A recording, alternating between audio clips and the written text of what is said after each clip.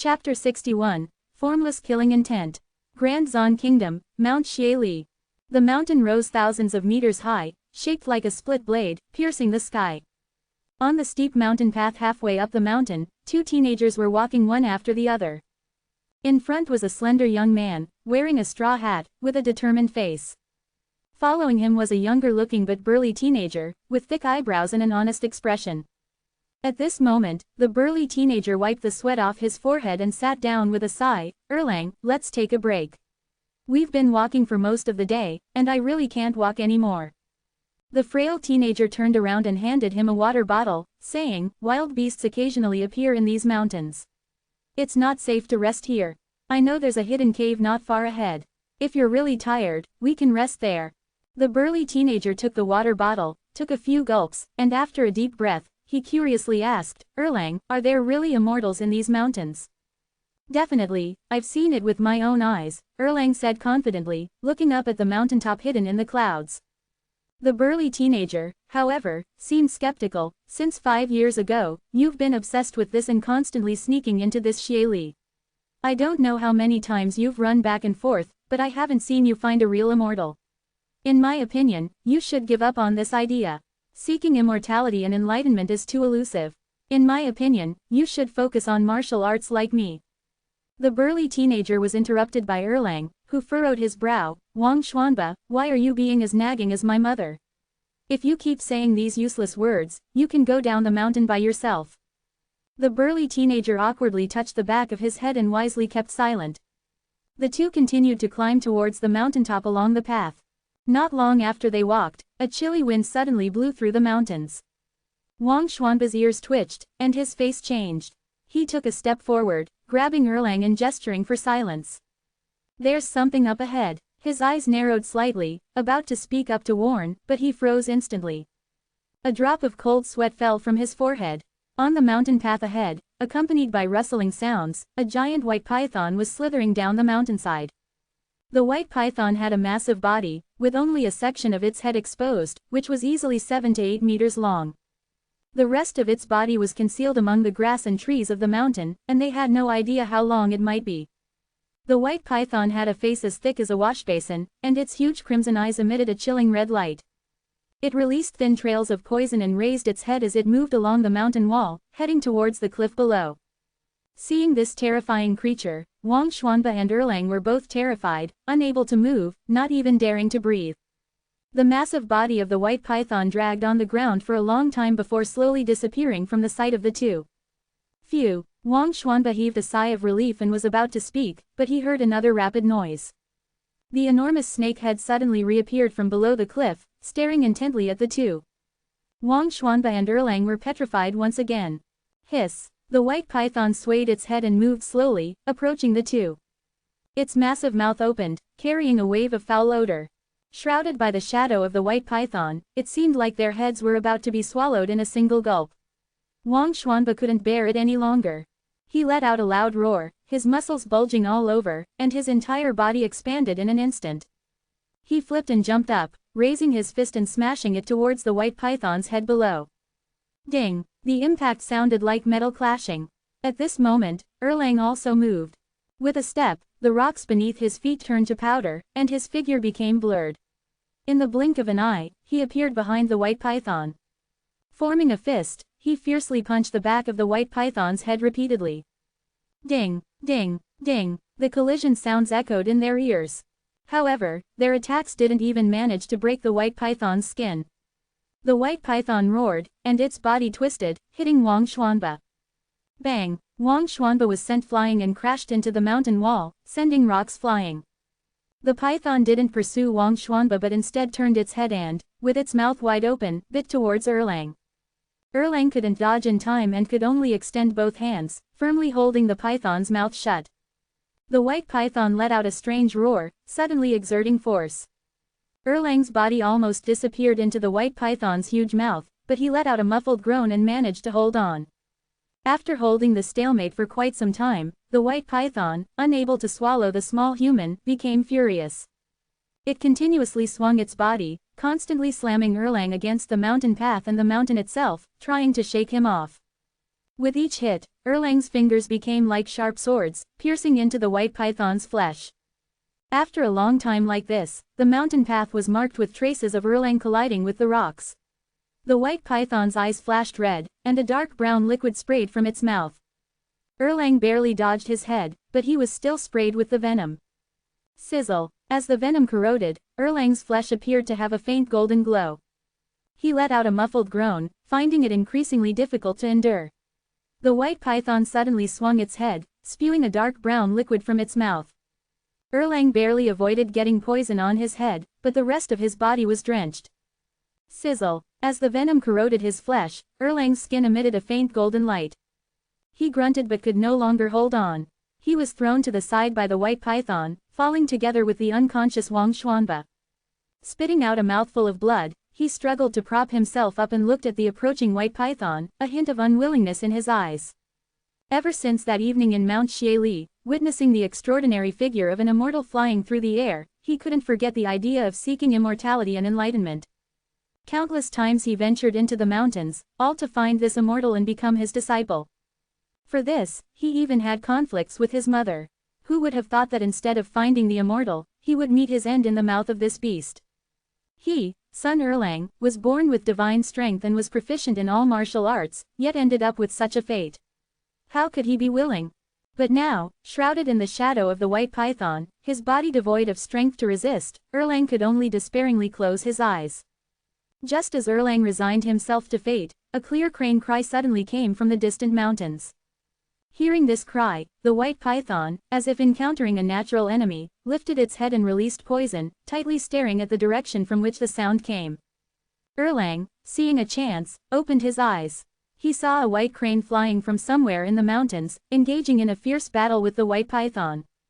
The white crane dodged the attacks of the python with agility, simultaneously pecking at the snake's body with its pointed beak, drawing blood. Although the python was not as agile as the white crane, it had tough skin. Despite being hit by the crane dozens of times, it suffered no loss of vital energy. But just one counterattack by the python would be enough to fatally wound the crane if it landed. Gradually, the white crane found itself at a disadvantage. Erlang watched these two extraordinary beasts fight a difficult battle as the surroundings faded to the back of his mind. He struggled to stand up and tried to pull Wang Xuanba to escape. At this moment, there seemed to be a tide-like sound coming from the mountains. Erlang was stunned. He looked up and witnessed a strange scene. In the sky, countless birds flocked from various parts of the mountains, like a dense cloud, flying towards this direction. On the mountain, rodents, reptiles, primates, tigers, leopards, and countless animals Erlang had never seen before suddenly emerged from various places, forming a tide of beasts rushing towards the place where the crane and python were entangled. Erlang realized the situation and his face turned pale. In this tide of beasts, there was no chance of survival for the two of them. The red-eyed white python also sensed the danger and no longer fought with the white crane, trying to leave the area. However, the white crane would not let it go and fought relentlessly as if it had an irreconcilable enmity with the python. Even if it was covered in blood and shattered, it refused to let it escape. In the blink of an eye, the birds and the tide of animals arrived. They ignored the white crane and Erlang, and their target was only the giant python. The white python let out a terrified cry, surrounded by countless wild animals. It was truly a situation where there was no way to escape. All the birds and beasts, one after another, pledged to gnaw the python to the end. They wouldn't stop until it was dead. The white python was overwhelmed by the tide of beasts, and its struggle gradually weakened. After who knows how long, there was no more sound. After this, the beasts gradually dispersed. But there was nothing left behind of the massive red-eyed white python, not even a single bone. Witnessing this eerie scene, Erlang stood still, stunned, unable to speak for a long while. After swallowing hard, it took him a long time to come to his senses. Suddenly, he seemed to think of something and shouted loudly, looking around, "Immortal Master, is that you? It must be you, right?" In his view, the unusual tide of beasts just now must have been the work of the hermit immortal residing in Mount Xieli. Erlang was a little excited and eager. Unfortunately, his voice was almost hoarse, and he still couldn't see the trace of the immortal master. So he fell into deep disappointment. And not far from him, Li Fan was watching him with a smile. The immortal was right in front of him, but the mortal couldn't see him. This kid is not bad. His physique seems to be somewhat special, and his determination to seek the Tao is quite firm. Li Fan looked at Erlang with a hint of approval in his eyes. Unfortunately, I have not gained a firm foothold myself, so how can I teach you? Li Fan shook his head with a smile. It's better to wait and give you a chance in the future. He lightly pointed towards Erlang. Sun Erlang suddenly felt confused, and then looked around in a daze, and finally carried the unconscious Wang Xuanba and left. Watching the two leave Mount Xieli, Li Fan then looked at the crime scene where the white python was devoured, feeling a bit pleased. All the effort I've put into studying for these 9 years isn't in vain. This formless killing intent is indeed extraordinary. In this life, since he had already reached late-stage qi condensation, in order to avoid the influence of the immortal mortal miasma, he simply came to hide in Mount Xieli. While waiting for truth, he practiced diligently. Due to the absence of spiritual energy in this desolate place, most of his time was spent comprehending the heavenly aura that he had observed and felt in his previous life. Night and day for 9 years, with great effort and persistence, he finally comprehended a formless killing intent. Once this formless killing intent was applied, it could disguise itself as the killing intent of the heavens to a certain extent and in a certain range. There were various forms of killing intent in the heavens, each leading to different calamities. When locked onto by this formless killing intent, one would fall into calamities without Li Fan having to personally take action. Just like the white python just now, when locked onto by Li Fan's formless killing intent, it became the target of heavenly calamities within the range of Mount Xieli. The heavens and the earth nurture all things, and the will of the heavens and the earth governs the vast majority of beings in the world. Countless animals thus formed endless killing intent towards this white python as well. This killing intent would only disappear when the white python died completely. Using a false heavenly mandate, this is the formidable aspect of the formless killing intent. Not only is its power remarkable and its methods treacherous, but the concealment of the formless killing intent is also extremely high. The formless killing intent itself is like the killing intent of the heavens and the earth, akin to a pure will and rule. Ordinary cultivators are fundamentally unable to perceive it. Having so many advantages, it is truly an essential product for killing. No wonder Li Fan is so satisfied. Of course, the initial test subject for the formless killing intent was an ordinary beast in the mountains, so the momentum was quite grand. As for the specific effects on cultivators of the same or even higher cultivation level as Li Fan, it would have to be personally tried by Li Fan in the future to know. After the experiment with the divine ability, Li Fan returned to the thatched hut in seclusion at the peak of Mount Xieli.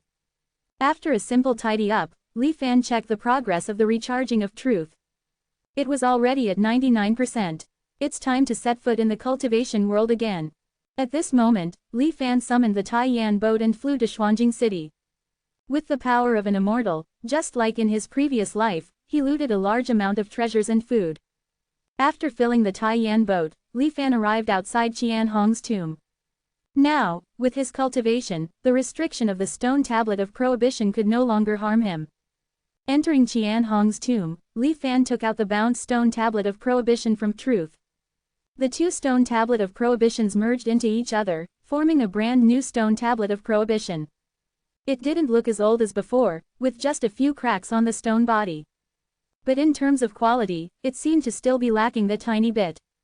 Li Fan didn't mind. After experiencing the immense power of the Kanghai Pearl, he was already a bit indifferent towards this stone tablet of prohibition. Anyway, it would be sold to the Tianquan mirror in exchange for contribution points. Bringing the two martial arts manuals from Qian Hong's tomb and the damaged Taiyan boat along with him, Li Fan was about to leave on his own boat. After flying a certain distance, he returned again, collected Qian Hong's remains, and prepared to take them back to the cultivation world to fulfill his dying wish. At this moment, Li Fan was no longer obstructed, smoothly passed through the immortal extinction formation, and returned to the cultivation world. Seeing the azure ocean of clouds once again, Li Fan couldn't help but feel a sense of being in a different world. He took out Qian Hong's remains, turned them into ashes, and scattered them in the sea. Above the sky, a strange phenomenon occurred. Petals fell from the branches, drifting with the wind endlessly. Foundation Establishment Cultivator Qian Hong practiced the Tao for 265 years, achieving foundation establishment with the extraordinary object, drifting plum. Wandering outside for 3,670 years, now his soul returns to his homeland, and his Tao returns to heaven. The strange phenomenon lasted only for the time it took for half a joss stick to burn, then disappeared without a trace. Chapter 62. Pursued without reason. After the vision disappeared, Li Fan keenly sensed that something inexplicable had changed within himself. However, upon closer inspection, he couldn't quite figure out what this change was. But it probably wasn't a bad thing. Li Fan decided to temporarily put it aside and just keep this matter in mind. After determining his current location, Li Fan noticed that it was slightly off from where he appeared in the immortal cultivation world in his previous life. But the difference wasn't significant. The closest place from here was Luli Island, so Li Fan decided to go there first. After all, in his previous life, he spent a long time on Luli Island and was quite familiar with it. He Zhenghao, though a bit greedy, was relatively reliable in his actions. Compared to others, Li Fan preferred to interact with acquaintances and minimize uncertainties. After choosing the direction, Li Fan didn't manipulate the Taiyan boat much, but instead used a wind-controlling technique to fly towards Luli Island. The role Li Fan wanted to play now was that of a loose cultivator in the Kong Yun Sea, who, by a stroke of luck, had cultivated to the later stage of qi condensation. He wanted to break through to the foundation establishment stage but couldn't find a way, so he wanted to join the 10,000 Immortals Alliance. In the current cultivation world, life for loose cultivators could be described as extremely difficult. Unlike members of the 10,000 Immortals Alliance and the Five Elders Association who had fixed channels to obtain techniques, loose cultivators often had to risk their lives exploring various ancient sect ruins to find a technique. Not only did they have to face the dangers and traps within the ruins, but they also had to be careful of fellow cultivators who were also eyeing them. One misstep could lead to a fatal end. Despite all this, these loose cultivators were still unwilling to join the two major organizations. They simply didn't want to be bound by others and work for them. For loose cultivators, freedom was above all. Different choices were just a matter of differing perspectives, and it was hard to say what was better or worse. Therefore, the Taiyan boat was a bit ostentatious for a loose cultivator's identity.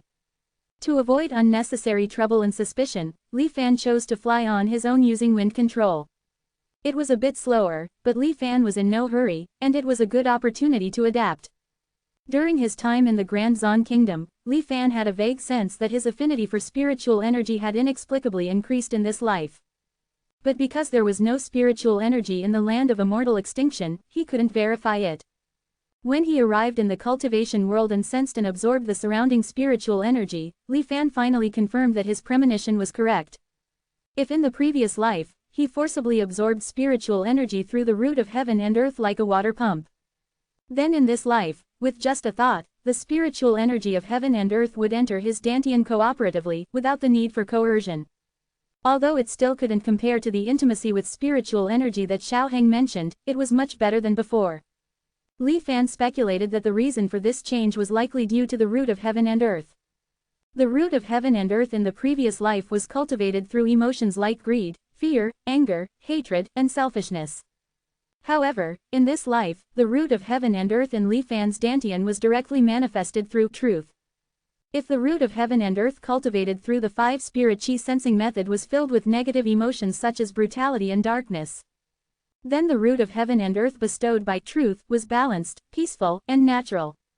Unexpectedly, inheriting the cultivation from the previous life through truth also came with such benefits. In the midst of his joy, Li Fan also faintly felt that there might be even deeper reasons for this. However, before he could contemplate further, his expression suddenly changed.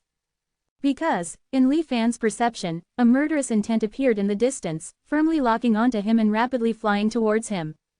Moreover, the opponent's aura was powerful, at least at the foundation establishment stage. Although it felt somewhat inexplicable, Li Fan didn't hesitate. He directly summoned the Taiyan boat and increased its speed to the maximum, fleeing to the nearest Luli Island. The opponent seemed to be caught off guard by Li Fan actually having a treasure like a flying boat.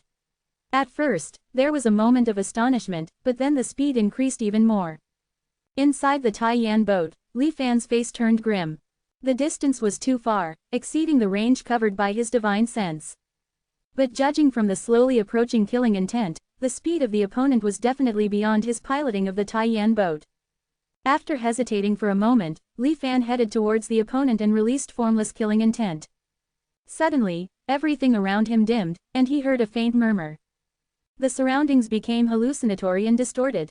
It seemed like there were countless pairs of eyes secretly watching Li Fan.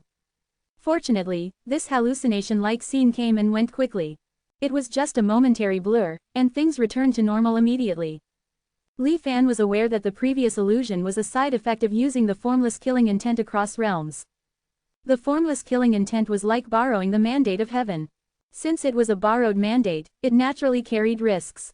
Even when mortals falsely conveyed the Emperor's edict, they could face severe punishment, not to mention pretending to control the mandate of heaven.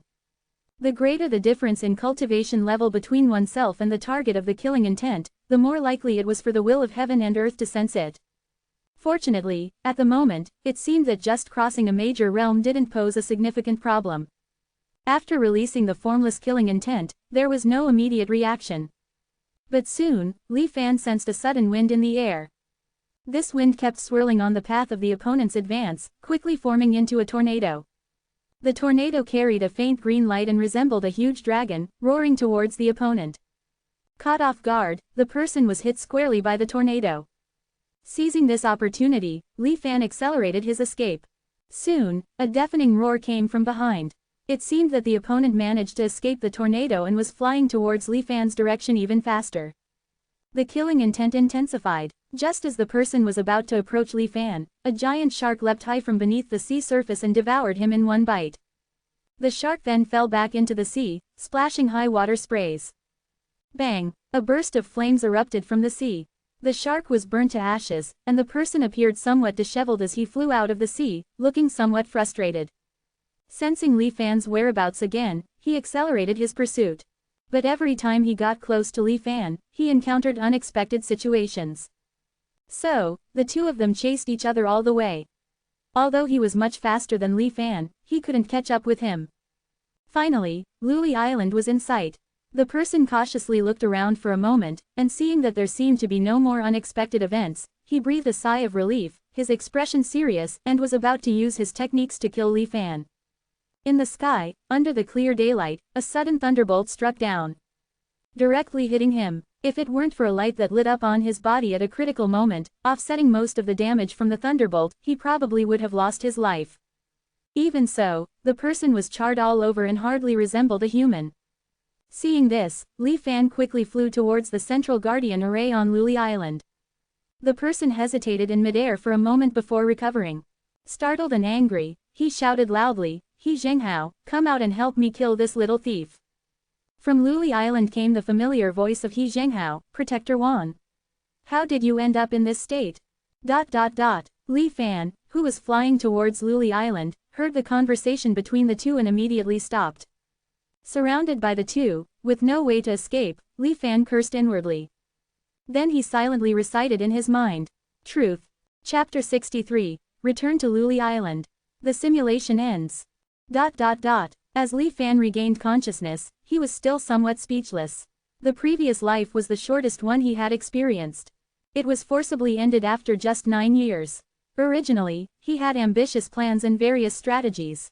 Unexpectedly, as soon as he entered the cultivation world, he was inexplicably targeted and hunted down.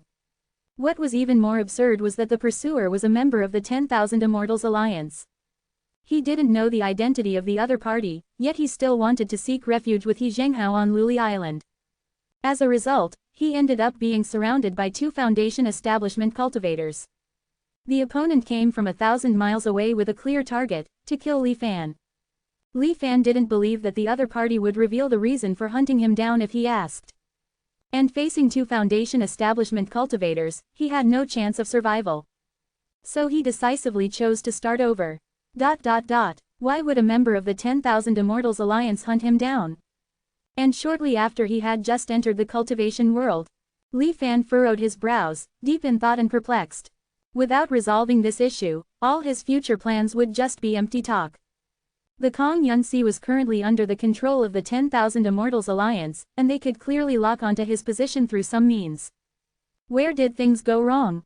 Could it be because he brought back Qian Hong's remains to the cultivation world?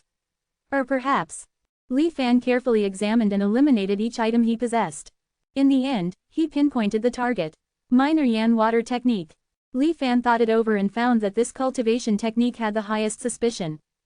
After all, he currently had no connection whatsoever with the 10,000 Immortals Alliance. Only this cultivation technique was inherited from the 10,000 Immortals Alliance in his previous life. Li Fan narrowed his eyes and pondered for a while, and he already had an answer in his heart. The minor yan water technique, and all other cultivation techniques must be under constant surveillance by the 10,000 Immortals Alliance. If they suddenly discover that a certain technique has not been exchanged and the number of cultivators practicing it has increased by 1, they will know that the technique has been leaked. No matter how it is leaked, the 10,000 Immortals Alliance will definitely reclaim the technique. As for the method of reclamation, it's simply to kill. Why can they directly lock onto my location? Cultivators who practice the same technique can sense each other and perceive each other's positions. To reclaim a qi refining stage technique, they actually dispatched foundation establishment cultivators. Judging from the way he spoke to He Zhenghao, I'm afraid his cultivation level is higher than He Zhenghao's. At the very least, he is in the mid-foundation establishment stage, or possibly the late foundation establishment stage. He could imagine the scene. In the 10,000 Immortals Alliance, thousands of pieces of information about cultivation techniques were arranged in order, densely packed like a high wall. And in front of the high wall, a pair of eyes were staring intently. Every change in these cultivation techniques was captured by these eyes. Once the number of cultivators practicing a certain technique suddenly changed from someone to 0, or if a technique that was originally not being practiced suddenly had someone practicing it without being exchanged, the owner of these eyes would calmly make arrangements. Guardian, guardian, so this is the role of a guardian. Li Fan clapped and praised. Looking at the options that still appeared vividly before his eyes, Li Fan calmed down and chose to retain the cultivation level he had in his previous life. In the blink of an eye, he returned to the qi condensation stage. After that, Li Fan didn't hesitate at all. He operated the Tai Shang primordial scripture, and converted the cultivation level of the minor yan water technique from qi condensation stage into pure energy. After that, he did exactly what he had done in his previous life. After 9 years, Li Fan returned to the cultivation world. Passing through the immortal extinction array, Li Fan waited in place for a while. Sure enough, his guess was correct. Without cultivating the minor yan water technique, he didn't attract the pursuit of the guardian from the 10,000 Immortals Alliance. Only then did Li Fan slowly head towards Luli Island. When flying near the sea area of Luli Island, a certain scene from Li Fan's memory suddenly flashed. He immediately stopped and looked below. His gaze pierced through the barrier of seawater, reaching the depths of the sea. There, groups of luli fish were dragging the bodies of mortals they had found from various parts of the ocean, which had fallen for various reasons, and offering them to a giant golden luli fish. This golden luli fish swayed its bloated body, one by one, consuming the human bodies collected by its subordinates. After chewing and spitting out the broken bones, it revealed a somewhat dissatisfied expression. It greedily looked at the sea surface. It seemed that there were more, fresher mortals there. Li Fan looked at this scene and snorted. The formless killing intent acted accordingly. Beneath the deep sea, the luli fish that were originally crowded around the leader, diligently offering food, suddenly froze. The golden luli fish was a little dissatisfied, about to teach its little brothers a lesson, but suddenly realized that the school of luli fish around it had become somewhat abnormal. Their eyes were glowing red, all staring at the giant golden luli fish. The golden luli fish felt something was wrong and wanted to escape. But it was too late. Countless luli fish went mad, surrounding it. The figure of the golden luli fish disappeared within the school of fish. Streams of golden blood slowly floated to the surface. Li Fan held a glass bead the size of a pigeon's egg in his hand, observing carefully. Unfortunately, it's not a rare heavenly treasure. But just carrying it has effects similar to swallowing a luli pill. It's still quite extraordinary. Li Fan, satisfied, put it away and continued to fly towards Luli Island. As he approached Luli Island, Li Fan stopped in midair and released his spiritual energy. In just a moment, a voice came from afar, "Which fellow Taoist is coming to my Luli Island?" Along with the voice, the figure of He Zhenghao appeared. Although He Zhenghao had a foundation establishment cultivation level, in the face of a qi condensation stage cultivator who came uninvited, he did not act arrogantly, addressing him as a fellow Taoist. "I have met fellow Taoist He." Li Fan cupped his hands. "I am Li Fan, a wandering cultivator from the Kongyun Sea." Reaching the chi condensation stage was already extremely difficult, and I know I have no hope of reaching foundation establishment as a wandering cultivator.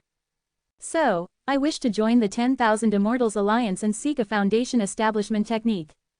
Li Fan paused and continued, I have long heard of fellow Taoists' sense of justice, generosity, and kindness, so I came to pay my respects. I hope fellow Taoist can recommend me. Once successful, I will surely return this favor. He Zhenghao was a bit stunned when he heard that Li Fan wanted to join the 10,000 Immortals Alliance. He never expected that one day he would encounter such a stroke of luck.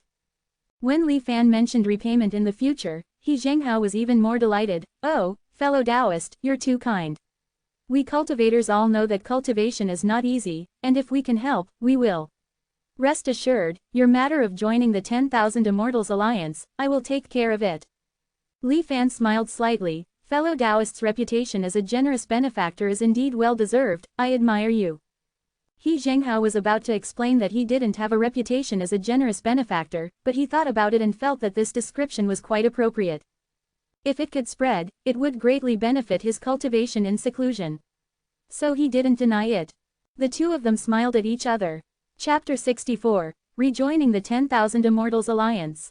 Li Fan stood by, observing Luli Island on the 9th year after the anchor point. At this moment, Luli Island was far from the prosperity Li Fan had seen in his previous life. The population was less than a third of what it would be 10 years later, lacking much vitality. Traces of the devastation caused by the hurricane could still be faintly seen at the edge of the island, and the faces of mortals rarely showed smiles. Luli Island had not yet recovered its vitality from the massive hurricane 5 years ago. If the charging speed of truth could be further increased, there might be a chance to witness it, Li Fan contemplated inwardly. When he was still immortal, he heard about the power of the hurricane, which could cut away 2/3 of Luli Island. Li Fan deeply felt the terror of the power of nature. However, Li Fan later witnessed scenes like the boiling of the sea and its transformation into mountains within a dozen years. In comparison, this hurricane didn't seem as significant.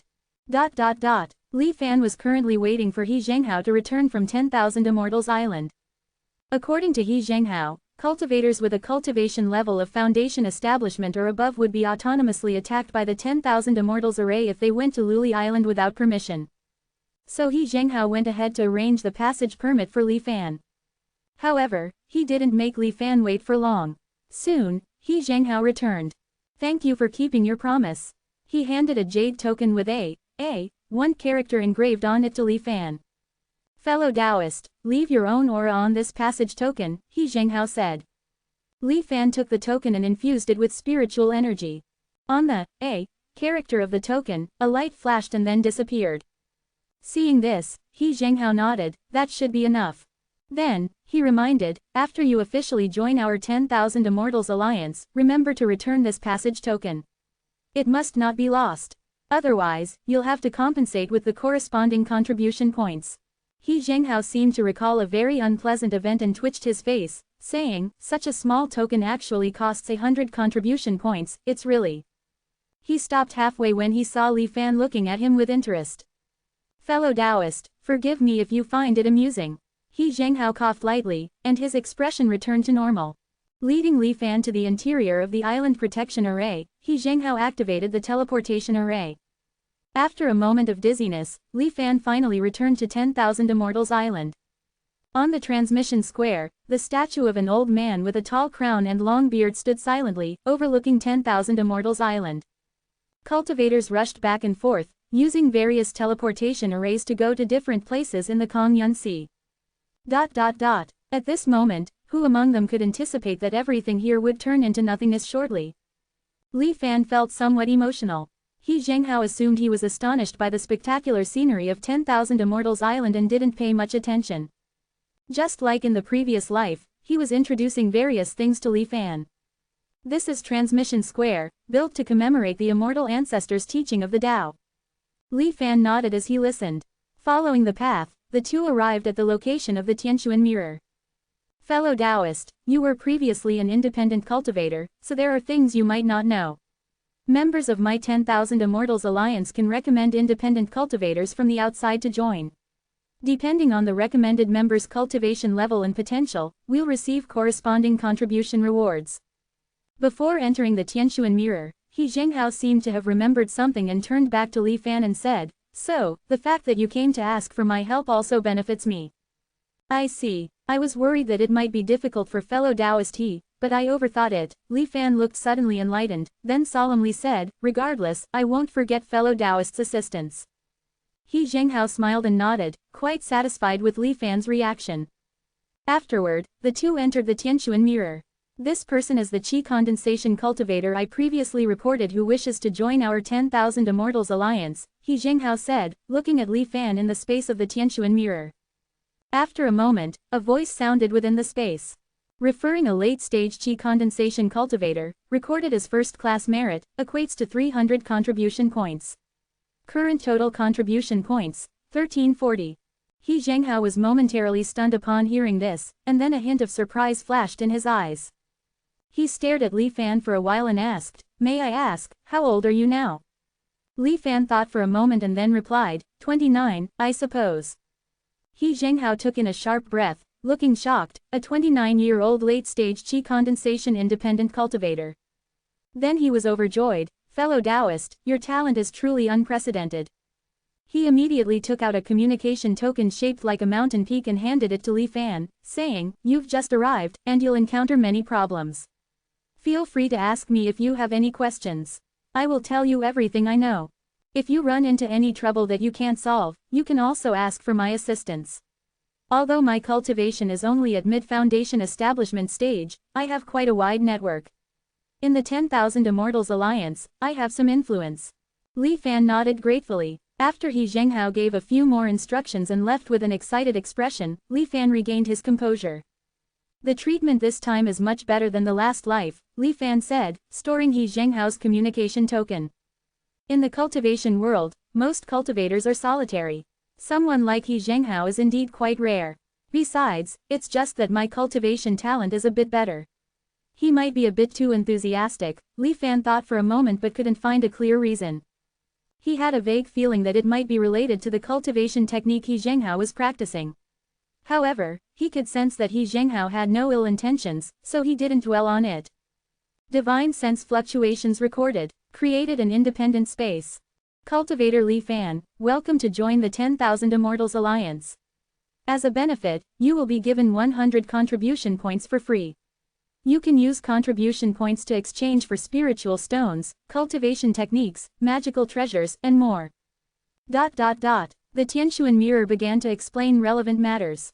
Although he was already very familiar with it, Li Fan still listened carefully while comparing the situation with his previous life. Li Fan found that after advancing to the late stage of Qi condensation, the contribution points required to activate the auxiliary cultivation mode increased from 10 points per day to 30 points per day. The higher the realm, the more resources needed. This is reasonable. It seems that I'll have to gather a large number of contribution points first.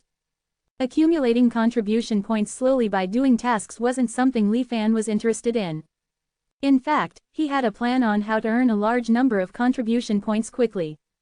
Spending 10 contribution points, he purchased a slightly larger storage ring. Afterward, Li Fan used the teleportation array to go outside for a trip. In a deserted place, he stored all the gold, silver, and treasures he had scavenged from the Taiyan boat into the storage ring. Then he quickly returned and requested the exchange. A batch of gold and silver can be converted to 863 contribution points. Heavenly treasure, stone tablet of prohibition. Quality, flawed, can be converted to 1968 contribution points. After a moment, the notification from the Tianshuan mirror popped up. Asterisk asterisk asterisk asterisk asterisk. 1 means 1,000, as in 10,000 Immortals Alliance. Chapter 65. 100,000 contribution points. In the previous life, Li Fan spent a significant portion of the treasures he had scavenged by salvaging and whitewashing to obtain a spot in the pure body spirit pool of Luli Island. In the end, he was left with only 235 contribution points. In this life, with a total value of 863 contribution points, Li Fan understood why some cultivators sneakily helped ordinary people smuggle into the cultivation world. Li Fan had only raided a few corrupt officials and rich families and already earned over 800 contribution points. It was reasonable to assume that those cultivators could easily earn over 1,000 points in one outing. It is important to note that a cultivation technique costs just over 1,000 points. If done once every decade, it could be considered a substantial income. Wealth moves hearts. Li Fan sighed and took out the golden, lily pearl he obtained from the giant lily fish. Golden lily pearl can be converted to 850 contribution points. After some thought, Li Fan realized that this giant lily pearl was a weakened version of the lily pill. Its effects were slightly inferior, but it didn't deplete upon use. Considering its potential usefulness in future cultivation, Li Fan chose not to exchange it and instead kept it. Looking at his total of 2,831 contribution points, Li Fan shook his head. It was still not enough, it was too little. After all, heavenly treasures cost over 2,000 points. Li Fan realized when he was chased by the guards of the 10,000 Immortals Alliance, that although he had the cultivation level of late chi condensation, his actual combat strength was quite low. His primary cultivation technique, Jade Cosmos Thousand Variations Sutra, lacked effective means of offense. Apart from the formless killing intent he comprehended, he had no other means to defend himself. While the formless killing intent was formidable, it had a fatal flaw: it often required some time to take effect. It was more suitable for sneak attacks rather than facing an opponent head-on. In a battle or under siege, Li Fan could only choose to run.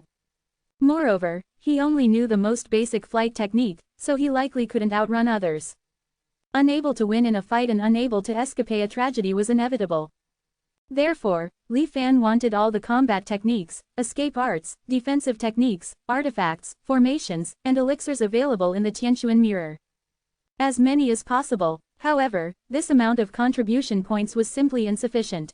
After pondering for a moment, he started to look at the bounties posted by other cultivators in the Tianshuan mirror. In his previous life, when he assimilated with the Kanghai Pearl's consciousness, he saw many hidden treasures and secrets within the Kongyun Sea. Some of them were within his current capabilities to obtain, such as the giant lily pearl. There are still many things that are extremely dangerous, and not easy for even Foundation establishment cultivators to obtain. Instead of letting these secrets rot in the sea, it's better to choose some to sell early on and quickly turn them into one's own strength. His gaze quickly swept through. When he saw one of the tasks, Li Fan suddenly stopped. His divine sense moved, and he checked the task details. Elder Chen from the medicine hall lacked a certain auxiliary material for alchemy, blue blood coral. Now, he's offering a reward to all in the 10,000 Immortals Alliance. 1,000 contribution points for providing relevant information, and 3,000 contribution points for directly providing the blue blood coral. Li Fan looked through the other tasks, but this one was the most prominent one and had the highest known reward. So, Li Fan took on this task. In the northwest area of the Kongyun Sea, about 200 miles west of the Mist Crow Island. I've seen this coral on the seafloor. Unfortunately, there is a sea snake guarding the coral. I'm not sure about the specific strength of the sea snake, but even from a distance, I felt a fatal danger. ... Li Fan fabricated a set of words and submitted the task. He believed that with the efficiency of the 10,000 Immortals Island, the authenticity of the information he provided would soon be confirmed. Sure enough, just half a day later, Li Fan received the task reward. However, interestingly, the reward task for the blue blood coral was not cancelled but still hung there. It seems that Elder Chen needs a considerable quantity of blue blood coral. I wonder what pill he's trying to refine. Just for one ingredient, he was willing to spend 3,000 contribution points. Obviously, the pill he intended to refine was extraordinary. However, Li Fan was just curious. Elder Chen was said to be the chief elder of the medicine hall of the 10,000 Immortals Island, a great cultivator in the nascent soul stage. At that level, Li Fan was still far from reaching it. Suppressing the curiosity that surged within him, Li Fan focused on one of the most prominent bounties among the many. This was also the reason why Li Fan was eager to improve his own strength. Task: Bounty for the Cloud Water Map. Reward: 100,000 contribution points. Just two simple lines, with no other explanation. But that number of 100,000 contribution points made all the cultivators who saw it tremble in excitement. That was 100,000 contribution points. Many cultivators in the 10,000 Immortals Alliance might not accumulate this much in their entire lifetime. With these 100,000 contribution points, reaching the golden core stage would be a breeze. Countless cultivators looked at these two lines repeatedly, daydreaming about the glorious scenes after completing the task. Unfortunately, the bounty task had been hanging there for over a decade, never reaching completion. Even the nature of cloud water map was unknown to anyone. And the task issuer was also extremely mysterious, never showing up or making any statements. It seemed to signal that if you knew, if you didn't, speaking wouldn't help. In the Kongyun Sea, at present, nobody knows where the cloud water map was. Except for Li Fan. The cloud water map is in the cloud water heavenly palace, Li Fan kept repeating in his mind. This cloud water map, worth a whopping 100,000 contribution points, was in the cloud water heavenly palace. The cloud water heavenly palace, or rather the ruins of the cloud water heavenly palace, was the place mentioned by Xiao Heng in the letter, where he went to search for heavenly treasures. The reason why nobody knew this secret yet was simply because the cloud water heavenly palace had not yet manifested in this world. In the previous life, Li Fan became interested in the cloud water heavenly palace only because of Xiao Heng's message. Then, he recorded this upcoming event in his mind. The ruins of the cloud water heavenly palace would emerge. It was said to be the most powerful sect within the Kongyun Sea in ancient times. When the great calamity of heaven and earth arrived, the disciples of the cloud water heavenly palace fought each other, and only 1 in 1,000 individuals survived. The surviving individuals decided to activate a protective array to hide from the world. Since then, the cloud water heavenly palace has been concealed by the array and hidden in the central sea area of the Kongyun Sea. It was only the 11th year after his anchor point that the array was broken, and the hidden cloud water heavenly palace reappeared in the world. However, the cloud water heavenly palace that chose to hide from the world had also not escaped the fate of destruction. When the cultivators of the Kongyun Sea entered, they discovered that the cloud water heavenly palace had long turned into a ruin filled with bizarre scenes. Chapter 66, Descent of Anomalies. At that time, the first group to enter the ruins of the cloud water heavenly palace consisted of over 100 cultivators, most of whom were in the foundation establishment and chi condensation stages. They thought it was just an ordinary ruin, but to their surprise, the cloud water heavenly palace was filled with anomalies. Under this unexpected turn of events, the casualties were severe. In the end, less than 1/10 of them managed to survive. Among them was a person named Sikong Yi. This person only had a cultivation level of late chi condensation stage and seemed quite ordinary. Everyone thought he had merely survived by luck. No one expected that it was this inconspicuous Sikong Yi who, upon returning to the 10,000 Immortals Island, submitted the cloud water map, and received the reward of a whopping 100,000 contribution points. After receiving the reward, Sikong Yi used a long-distance teleportation array and disappeared from sight of everyone in the Kongyun Sea. Since then, Sikong Yi never appeared again.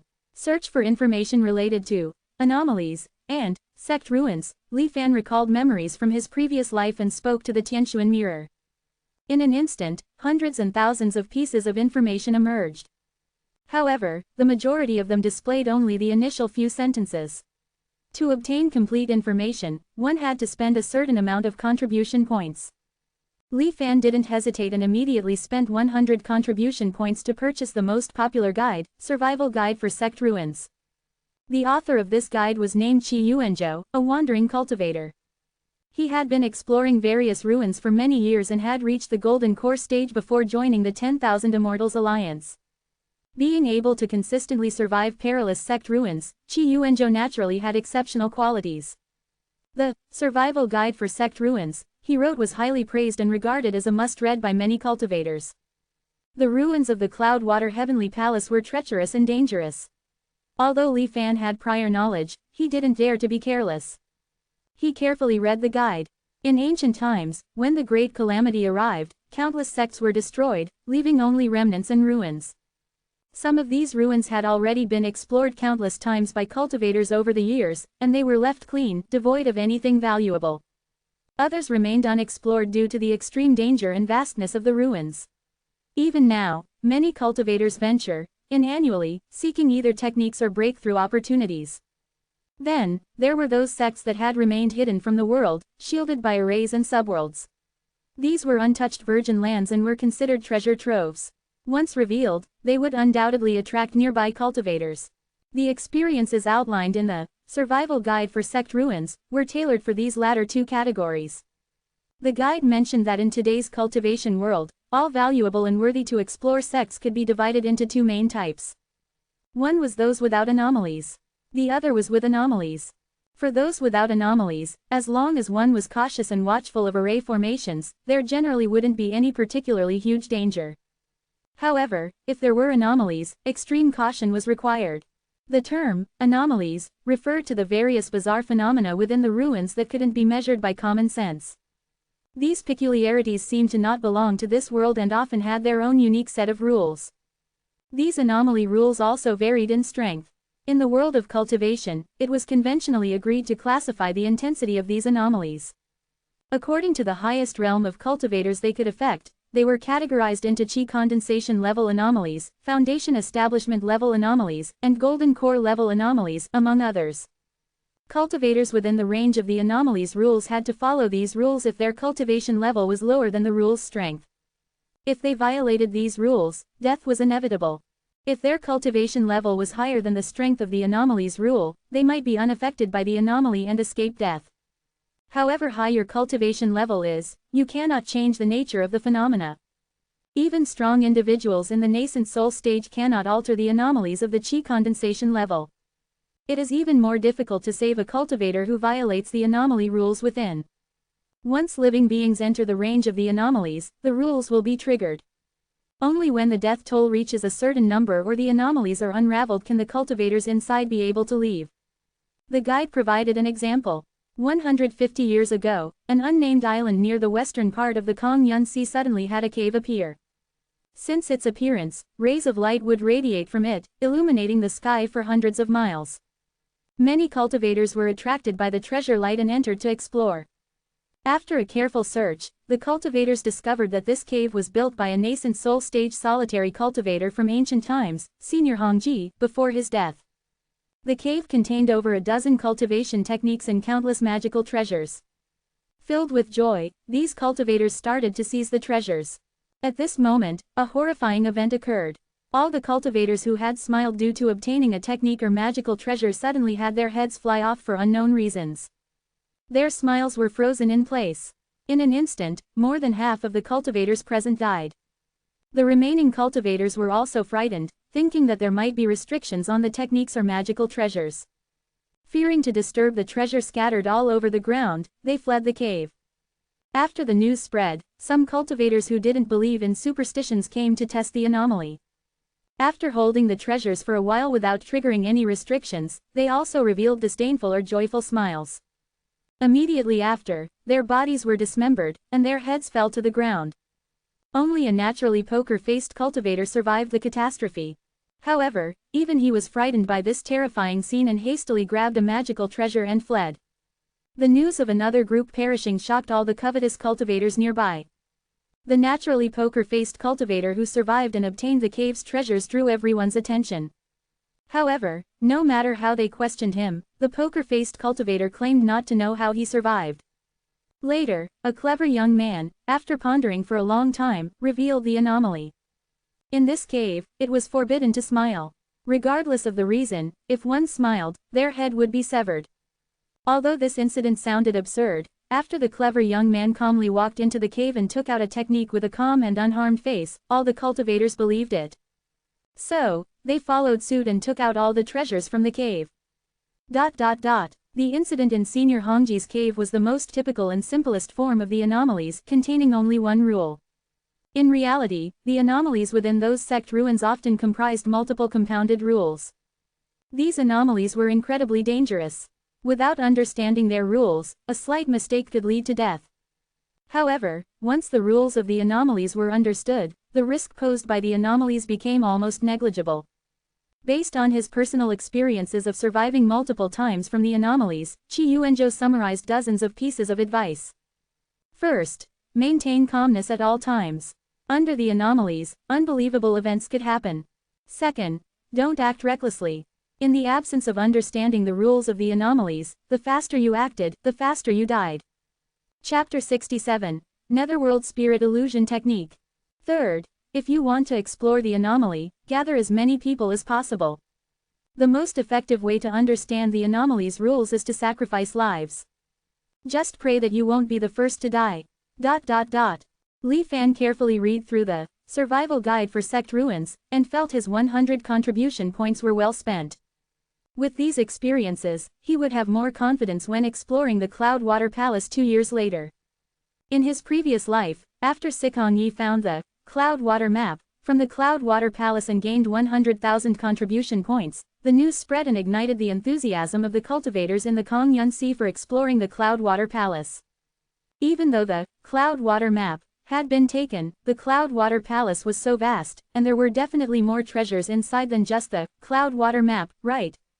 With this thought in mind, the cultivators of the Kongyun Sea surged towards the Cloudwater Palace, regardless of life and death.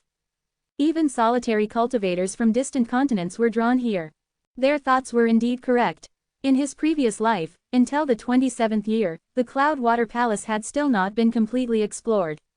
From time to time, news would spread about cultivators obtaining treasures from it, making others envy them.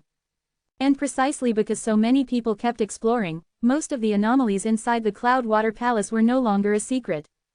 Li Fan had heard of some of these things in his previous life. However, regarding how Sikong Yi had obtained the Cloudwater map, back then, there were various speculations, but no conclusion had been reached. Therefore, the best way for Li Fan to plan for the Cloudwater map in this life was to secretly follow Sikong Yi and snatch it when he was about to succeed. There were 2 years before the Cloudwater Palace opened, so he could first investigate Sikong Yi secretly and learn about his enemy. At the same time, he needed to improve his strength as much as possible. Li Fan set his sights on a group of qi condensation stage killing techniques within the Tianquan mirror. The price of killing techniques was much higher than that of ordinary techniques.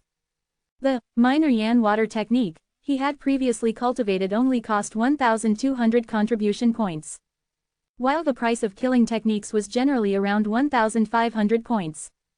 Li Fan quickly browsed through the technique introductions, selecting the techniques suitable for him.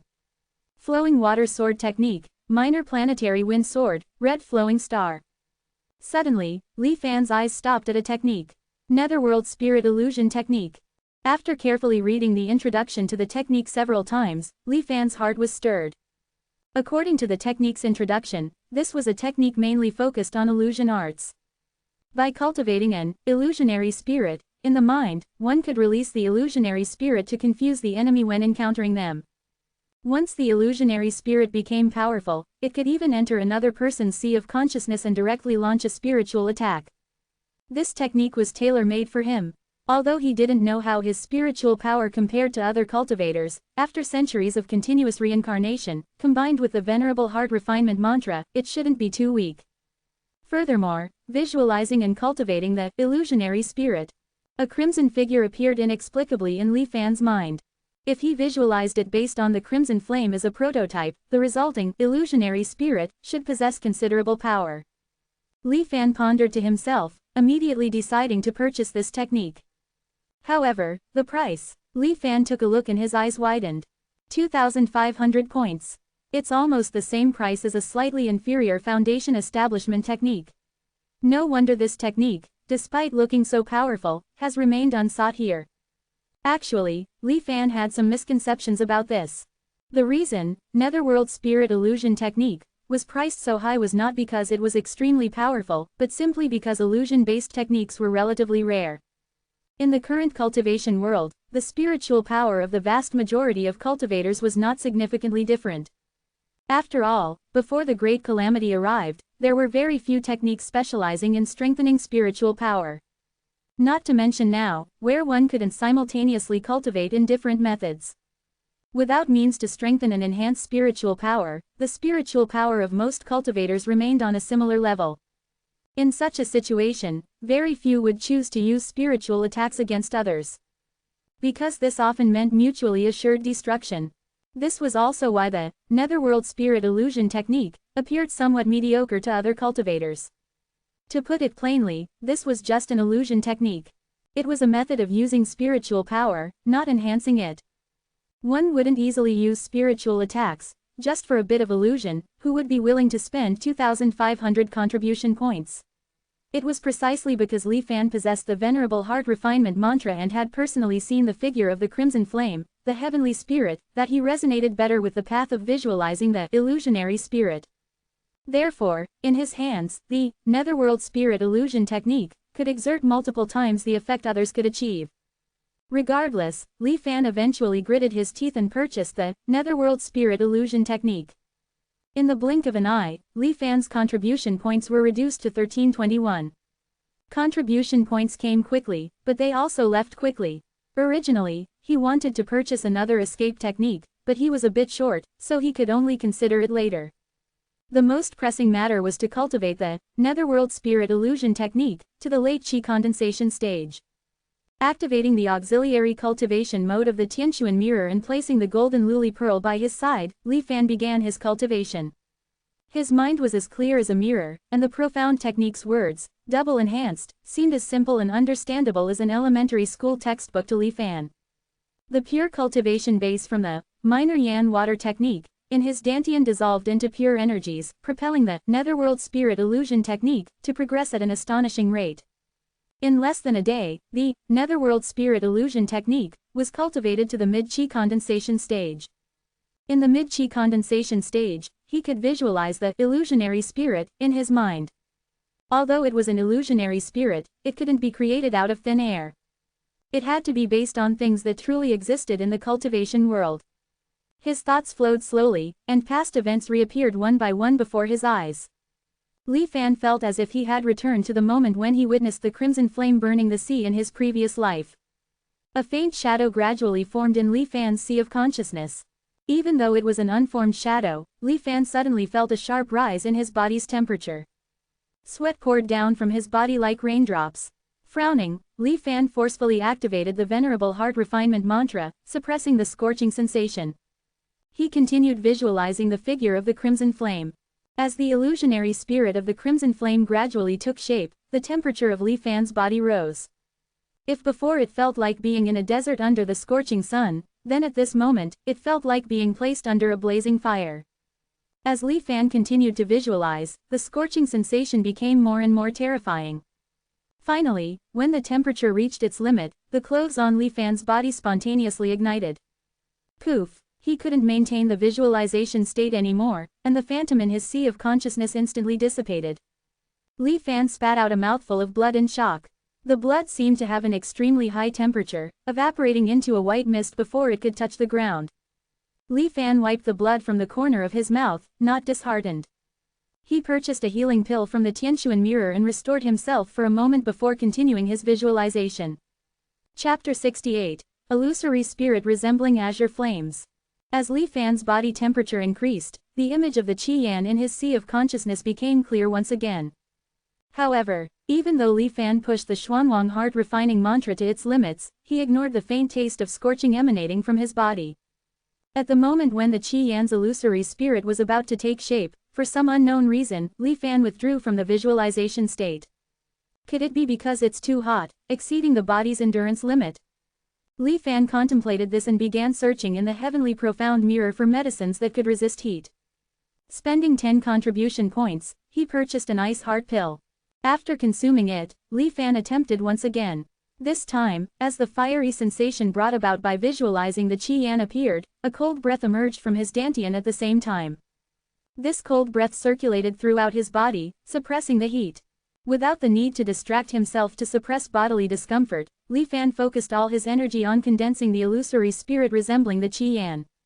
However, it didn't work. The illusory spirit shattered just before it was about to take form. It seemed like something deliberately obstructed within the depths, making it impossible for the illusory spirit to take form. After several attempts, the effect of the ice heart pill began to fade. Li Fan stopped. The soul of heaven and earth is indeed extraordinary, even condensing an illusory spirit based on it is impossible. There must be some unknown rules or restrictions within this. Li Fan pondered for a moment and began searching for information about the soul of heaven and earth in the heavenly profound mirror. As expected, the heavenly profound mirror informed him that his permissions were insufficient to view it. For a moment, Li Fan's idea of condensing the illusory spirit resembling the Qi Yan fell into a dilemma. However, he didn't intend to give up. The greater the restrictions, the greater the harvest once successful. The might of the soul of heaven and earth was clear, even obtaining 1,000th of it would be extraordinary. However, he needed to carefully consider how to proceed. Thus, Li Fan maintained his auxiliary cultivation, in a state of enlightenment, quietly closing his eyes to contemplate. 1 day, 2 days, 3 days. Time passed day by day, and his contribution points gradually burned away. Finally, after 7 days, Li Fan opened his eyes. The soul of heaven and earth was a manifestation of a certain law in the world. If the flames of Qi Yan represented a law related to fire, what special significance did the red color of Qi Yan have? Besides the flames of Qi Yan, were there any other flames? Li Fan immediately began to experiment.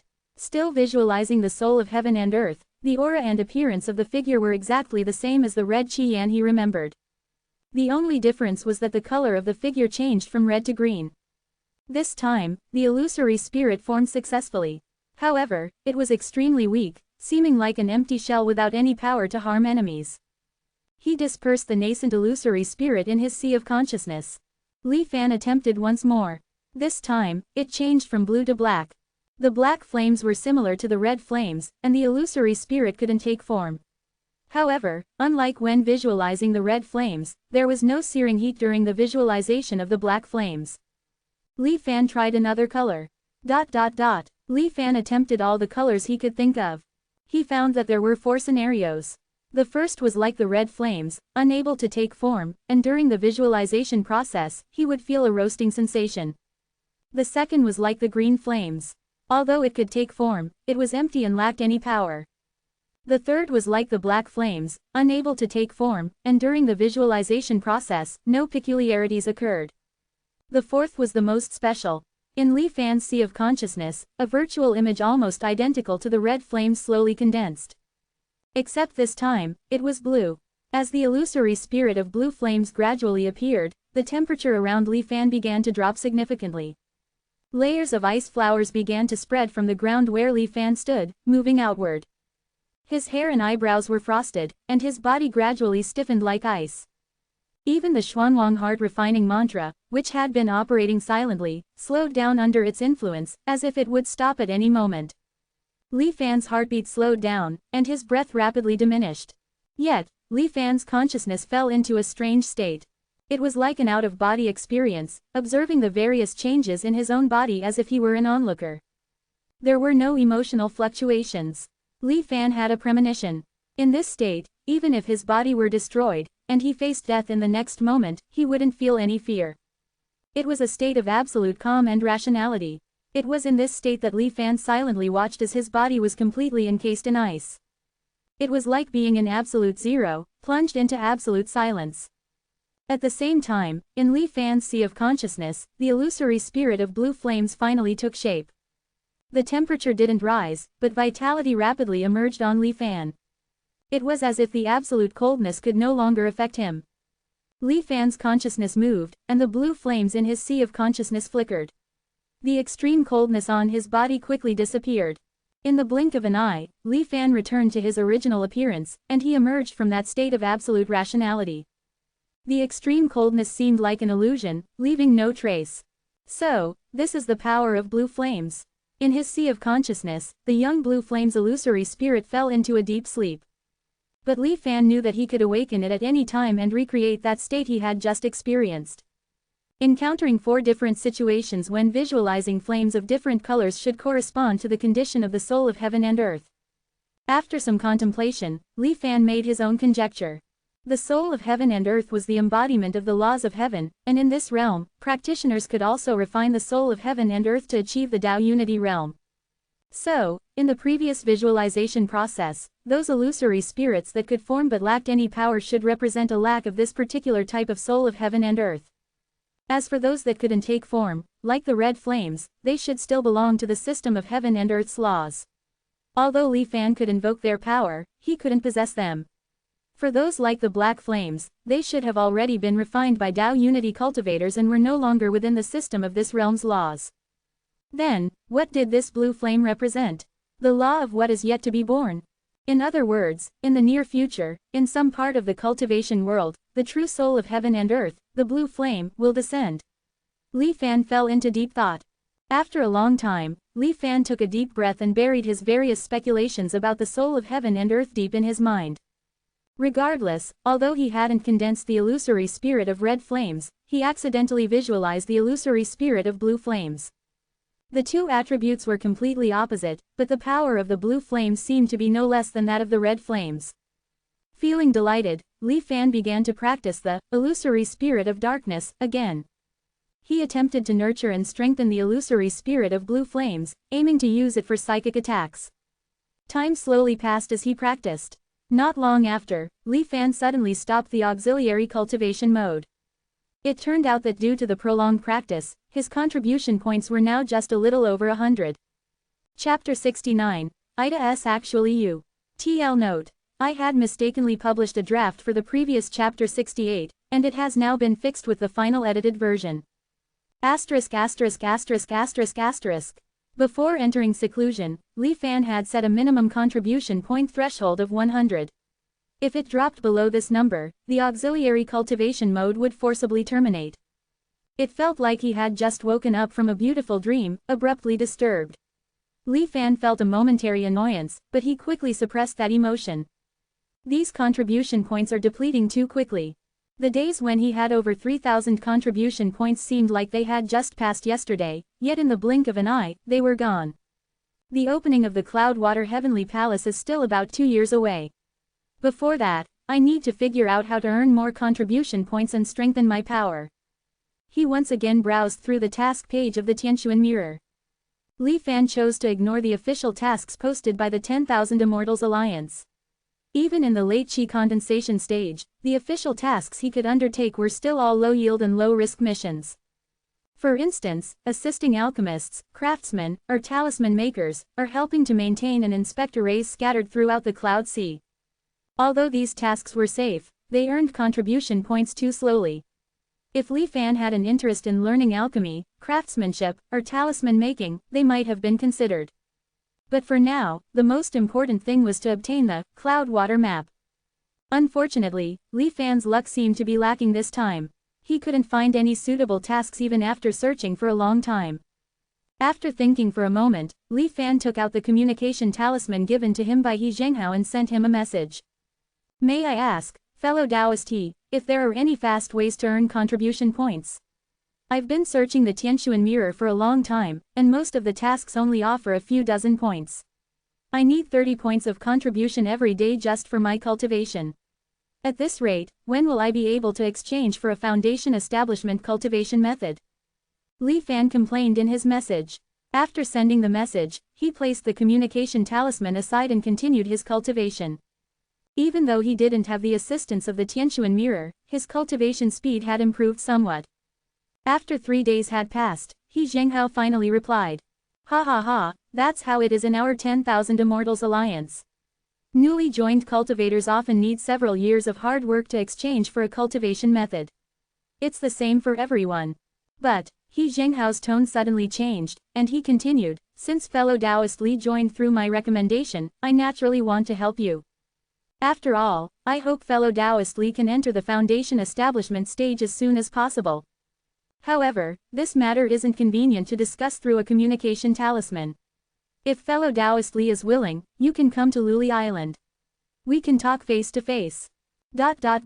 Originally, Li Fan had just asked casually, not expecting He Zhenghao to respond so readily. It's quite timely. However, there must be a reason behind this.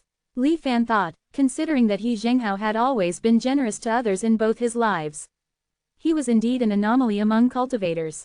Without hesitation, Li Fan left the Tianquan Mirror and headed straight for Luli Island. Inside the protective array of Luli Island, He Zhenghao sat in a pavilion on the mountaintop, sipping tea. He seemed to have been waiting for quite some time. It seems that fellow Taoist Li couldn't wait any longer, He Zhenghao said with a big smile. He clapped his hands, and suddenly, the ground beneath their feet began to shake. Shortly after, Li Fan saw the surrounding mountains rise in unison. However, he quickly realized what was happening. The other mountains weren't rising, it was the mountain Li Fan was on that was descending. The mountain rapidly sank and soon descended below the ground, entering a space filled with silver clouds and mist. Li Fan looked up, and the continuous group of mountains within the protective array seemed like stars, floating above his head. The mountains were dispersed, yet they seemed to form a whole according to some rule. It appeared stationary but was in constant motion. Seeing Li Fan's expression, He Zhenghao showed a hint of satisfaction. How do you find my mountain star formation, fellow Taoist? Li Fan hadn't seen the true face of the Luli Island protective array even in his past life, so now that he witnessed it, he sincerely said, the mountain star formation is quite extraordinary. However, why does Luli Island's protective array seem? He Zhenghao already knew what Li Fan wanted to ask and spoke even more proudly. That's because I personally constructed Luli Island's array, so naturally, it's different from arrays on other islands. Li Fan was astonished. I didn't expect you, fellow Taoist, to be proficient in formations. But he was also somewhat puzzled. Is it possible for a foundation establishment cultivator like you to build such a vast mountain star formation? He Zhenghao coughed and said seriously, naturally, there were others assisting on the side. However, the arrangement of the formation was mainly done by me. I won't hide it from you, the foundation establishment treasure I possess is the mountain and river vein formation diagrams. Hence, I have a talent for formations that ordinary cultivators can't compare to. If we talk about formations without considering cultivation level, even a typical nascent soul stage formation master might not surpass me. He Zhenghao spoke confidently. I see. Li Fan nodded and then asked, I wonder what exactly you invited me for, fellow Taoist. Why is it so secretive and elaborate? He Zhenghao grinned and said, it's not a big deal, I'm just being a bit cautious. Do you know that many years ago, mortals in the cultivation world were once collectively banished to various small worlds? Li Fan narrowed his eyes, I've heard a bit about it. He Zhenghao continued, in these small worlds, there are many valuable things that can be exchanged for a lot of contribution points. But gathering them by yourself is quite time-consuming and laborious, and is not worth the effort. However, often those influential ordinary people in these small worlds scheme to return to the cultivation world. So, Li Fan already understood what He Zhenghao was planning, so, we can make it a condition for those ordinary people to help us collect resources. Coincidentally, I know of a small world called Dali, which is quite vast and has several precious treasures. There are even quite a lot of starry sea quicksand. Starry sea quicksand is a common material for arranging formations, and often, a pound of it costs between 2 to 3 contribution points. He Zhenghao explained non-stop, but he noticed Li Fan's eyes looking at him becoming stranger and couldn't help feeling a bit awkward. He then said, don't look at me like that, I know what you're thinking. As cultivators, how could we lower ourselves to do such things, right? But fellow Taoist, you don't know that even if you don't do these things, others will. A small world, every dozen years, can yield over 2,000 contribution points. If you have several worlds like this, doesn't it mean you can get over 2,000 contribution points for free every year? You see, after I explained it like this, you find it quite reasonable, don't you? Chapter 70. Seeking a Nascent Soul Technique. As he listened to He Zhenghao's lengthy explanation, Li Fan gradually saw the resemblance between He Zhenghao's figure and the cultivator who had saved the group when he first entered the cultivation world in his previous life. So you were the one responsible for the smuggling. No wonder Heavenly Treasure Pavilion has been engaging in the illicit passage of mortals right under your nose, and nothing has happened. Even in the last life, the rumors of Heavenly Treasure Pavilion smuggling mortals were widely known across the island, and it didn't bring any trouble. Thinking carefully, it made sense. Given He Zhenghao's greedy personality, how could he possibly let go of such a lucrative opportunity? Li Fan was somewhat speechless but quickly accepted the reality. So, what do you mean, fellow Taoist? Seeing that Li Fan didn't object, He Zhenghao became very pleased. This matter is simple. You just need to run an errand for me to the land of immortal extinction and bring back the materials that I had the people from the land of immortal extinction collect 10 years ago. After selling these materials, we split the contribution points earned equally. I need to guard Luli Island and can't leave. Originally, I was planning to cooperate with someone else, but since you messaged me, I decided to contact you. After some consideration, this matter indeed carried little risk. Over 1,000 contribution points in 30 days, which far exceeded the tasks one could usually take. I wonder how long it will take for a round trip. This must be clarified in advance. I don't want to miss the opening of the Cloudwater Celestial Palace. Don't worry, it will take at most 20 to 30 days, and it won't delay your cultivation, fellow Taoist, He Zhenghao assured. Alright, I'll accept this. He Zhenghao smiled in satisfaction and handed a small wooden boat to Li Fan. After obtaining the materials, just give this to the mortals in the land of immortal extinction. Don't worry about anything else. Li Fan took a look at it. The wooden boat resembled the Tai Yan boat but was far less exquisite. It's just an ordinary wooden boat with a few inscribed formations, not a magical tool. However, it's enough to help those mortals pass through the immortal extinction formation and come here, He Zhenghao explained. Of course, the strength of the formation on the boat only supports one crossing. After arriving in the cultivation world, the formation on the wooden boat will deplete its energy and dissipate on its own. This is to prevent those mortals from replicating it. Fellow Taoist, you've really thought this through, Li Fan said. He Zhenghao laughed heartily, not minding. He then took out a talisman, somewhat reluctant, and handed it to Li Fan. No matter what, helping to smuggle mortals is not something that should be exposed. In case it's seen by other cultivators, it's not only a matter of losing face but you might also face the reprimand of the 10,000 Immortals Alliance. To be cautious, fellow Taoist, keep this concealing form talisman with you to avoid being recognized. Li Fan nodded and accepted it. This concealing form talisman can hide your form and aura. It's an advanced version of the concealing aura talisman. Even a golden core realm cultivator can't see through eye. It's a must-have item for us cultivators when going out. He Zhenghao paused for a moment and said somewhat regretfully, it's a pity that the materials needed to make this concealing form talisman, such as spirit mist grass, are relatively rare, resulting in the high price of the talisman. It costs 50 contribution points for one. However, if you need it in the future, you can go to 10,000 Immortals Island and find a cultivator named Zhao Shuyuan. He has many defective concealing form talismans, said to be eliminated from the 10,000 Immortals Island's talisman pavilion. Although they're considered defective, they can still be used normally. It's just that the effect is not very good and can only prevent Foundation establishment cultivators from seeing through. But fortunately, they are reasonably priced, only requiring 20 contribution points. Fellow Taoist, if you go out in the future, you might want to prepare some. He Zhenghao enthusiastically shared this information with Li Fan. Afterward, He Zhenghao detailed to Li Fan the precautions and various situations he might encounter when going to the land of immortal extinction. With everything prepared, Li Fan was ready to set off for the land of immortal extinction. He aimed to leave and return as soon as possible. However, before setting off, Li Fan couldn't help but ask, fellow Taoist there's something I've been puzzled about. I'm not sure if I should ask. He Zhenghao was taken aback, then said, feel free to ask. Fellow Taoist you are a Foundation establishment cultivator and hold the position of guarding Luli Island. Moreover, you are an expert in formations. Logically speaking, you shouldn't be lacking in contribution points. Why are you so stingy? Li Fan pondered for a moment and asked tactfully. He Zhenghao thought Li Fan was worried about his future prospects in the 10,000 Immortals Alliance. He smiled bitterly and explained, fellow Taoist, you have misunderstood. Although Foundation establishment cultivators still don't have complete freedom in terms of contribution points within the 10,000 Immortals Alliance, it's not as destitute as my situation. Oh, fellow Taoist is there something you find difficult to discuss? Li Fan asked in surprise. To be honest, I have set my eyes on a nascent soul cultivation technique. This technique is highly compatible with my Foundation treasure.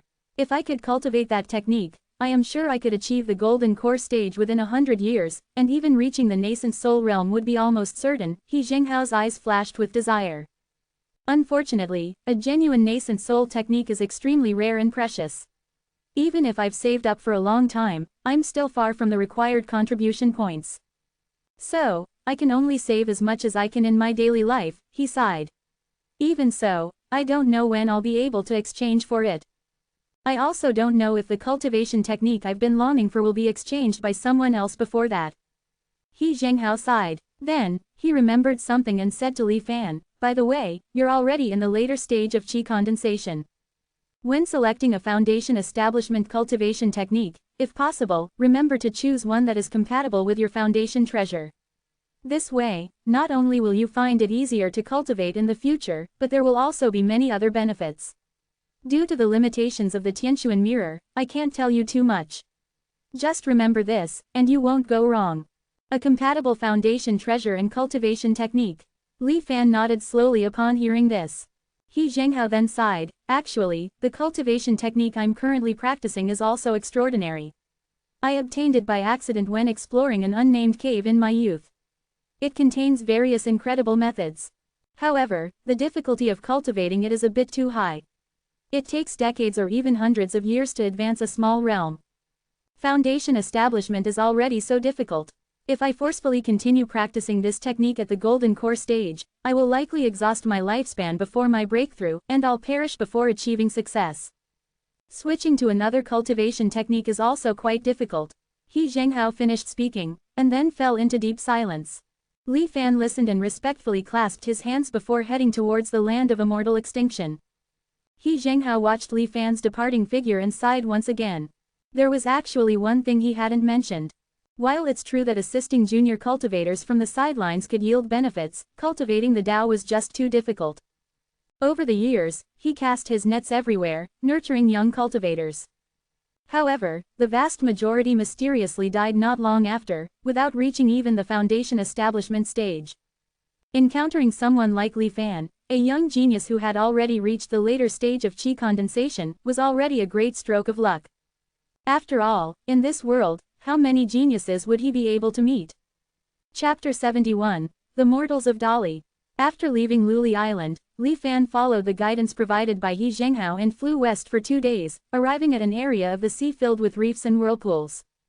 Activating the concealing form talisman, Li Fan dove into the sea and found the entrance to the mortal realm in the depths of the sea within a ruin. An inconspicuous well. Diving into the well, Li Fan sensed a familiar aura, similar to the ruins abyss he had encountered before. Continuing down the passage within the well, after an unknown amount of time, Li Fan suddenly felt dizzy. When he regained consciousness, he was surrounded by darkness, with no trace of seawater, already in an endless dark space. It seems that the immortal extinction formation blocking the various small worlds is the same. Li Fan looked out into this space and pondered. A colony composed of tens of thousands of void ripper whales hid in the darkness, diligently creating space and pushing the mortal realm away from the world of cultivation. Just like the ruins abyss he was in previously. The void ripper whales were extremely sensitive to the aura of mortals but completely indifferent to cultivators. However, Li Fan still chose to cautiously avoid the void ripper whales and arrived at the thunderstorm lair. At this point, he recalled He Zhenghao's instructions again. The immortal extinction formation isolates the mortal realm from the world of cultivation. Even foundation establishment cultivators should be cautious when trying to forcefully break through it. However, as long as you follow the method I mentioned to break the array, you won't trigger the array's attacks. Li Fan operated his spiritual energy according to He Zhenghao's instructions and flew into the thunderstorm lair. After staying in place for a while, the violent thunder continuously struck around Li Fan, but none of it hit him. It indeed works. In this way, even without the Taiyan boat, I can pass through this immortal extinction formation.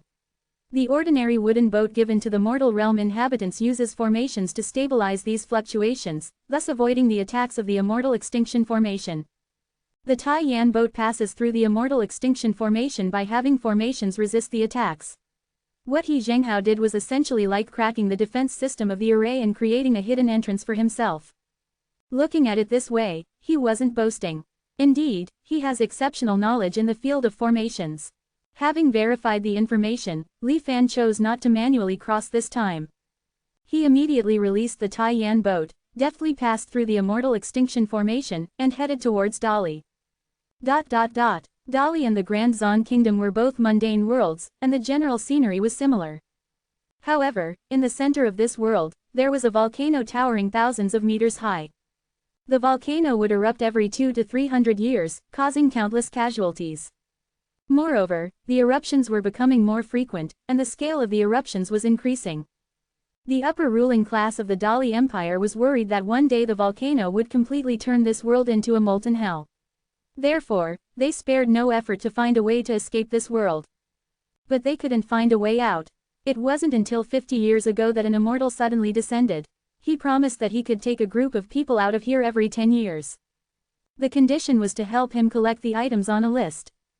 The upper echelons of the Dali Empire were naturally overjoyed and agreed. As a result, the transaction between the two sides had been going on for 50 years. And the agreed-upon transaction time between the two parties was approaching. Therefore, in the 4 observation towers in the capital of Dali, there were always officials on duty. So when Li Fan flew to Dali's capital, he soon heard the continuous tolling of bells from below. Shortly after, the Emperor of Dali led the civil and military officials and came before Li Fan. We respectfully welcome the Immortal.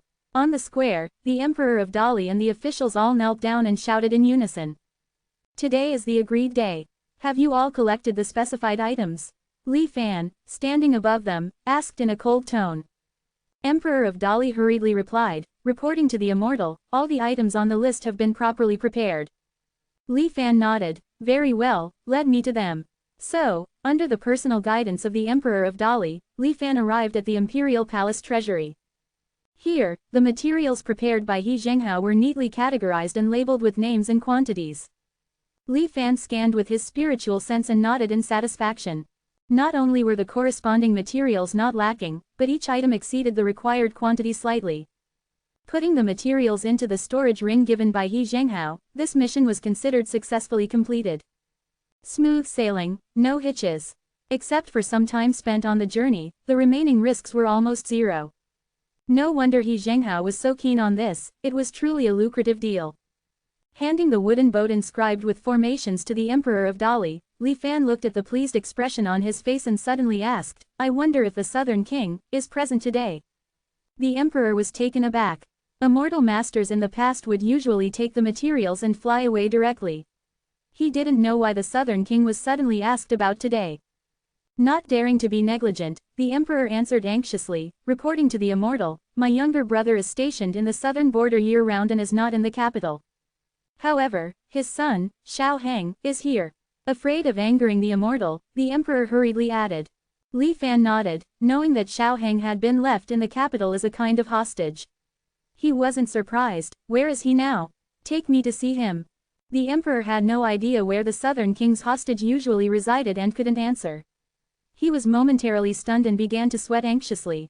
Luckily, a eunuch by his side quickly reminded him in a low voice, Your Majesty, young Master Xiao Heng is likely being fostered in Master Su's residence. Su family's residence. Li Fan's heart moved upon hearing this. The Emperor heaved a sigh of relief, and quickly arranged for someone to lead the way. Not long after, Li Fan met Xiao Heng at the Su family's residence. At this moment, he was just a 7 or 8-year-old child, and being suddenly surrounded by so many strangers, his little face was nervous. Comparing the small figure with the image of Xiao Heng in his memory, Li Fan chuckled. I perceive extraordinary talent in this child, he will certainly not be an ordinary person in the future. He suddenly spoke. The people present had different expressions upon hearing this and looked at Xiao Heng, who still looked confused and didn't know what was happening. Then, Li Fan lightly pointed at Xiao Heng's forehead. He transmitted the cleansing heart mantra, along with the instructions for the corresponding medicine to him. I will personally take him away when I come back in 10 years. Glancing at everyone, Li Fan said calmly.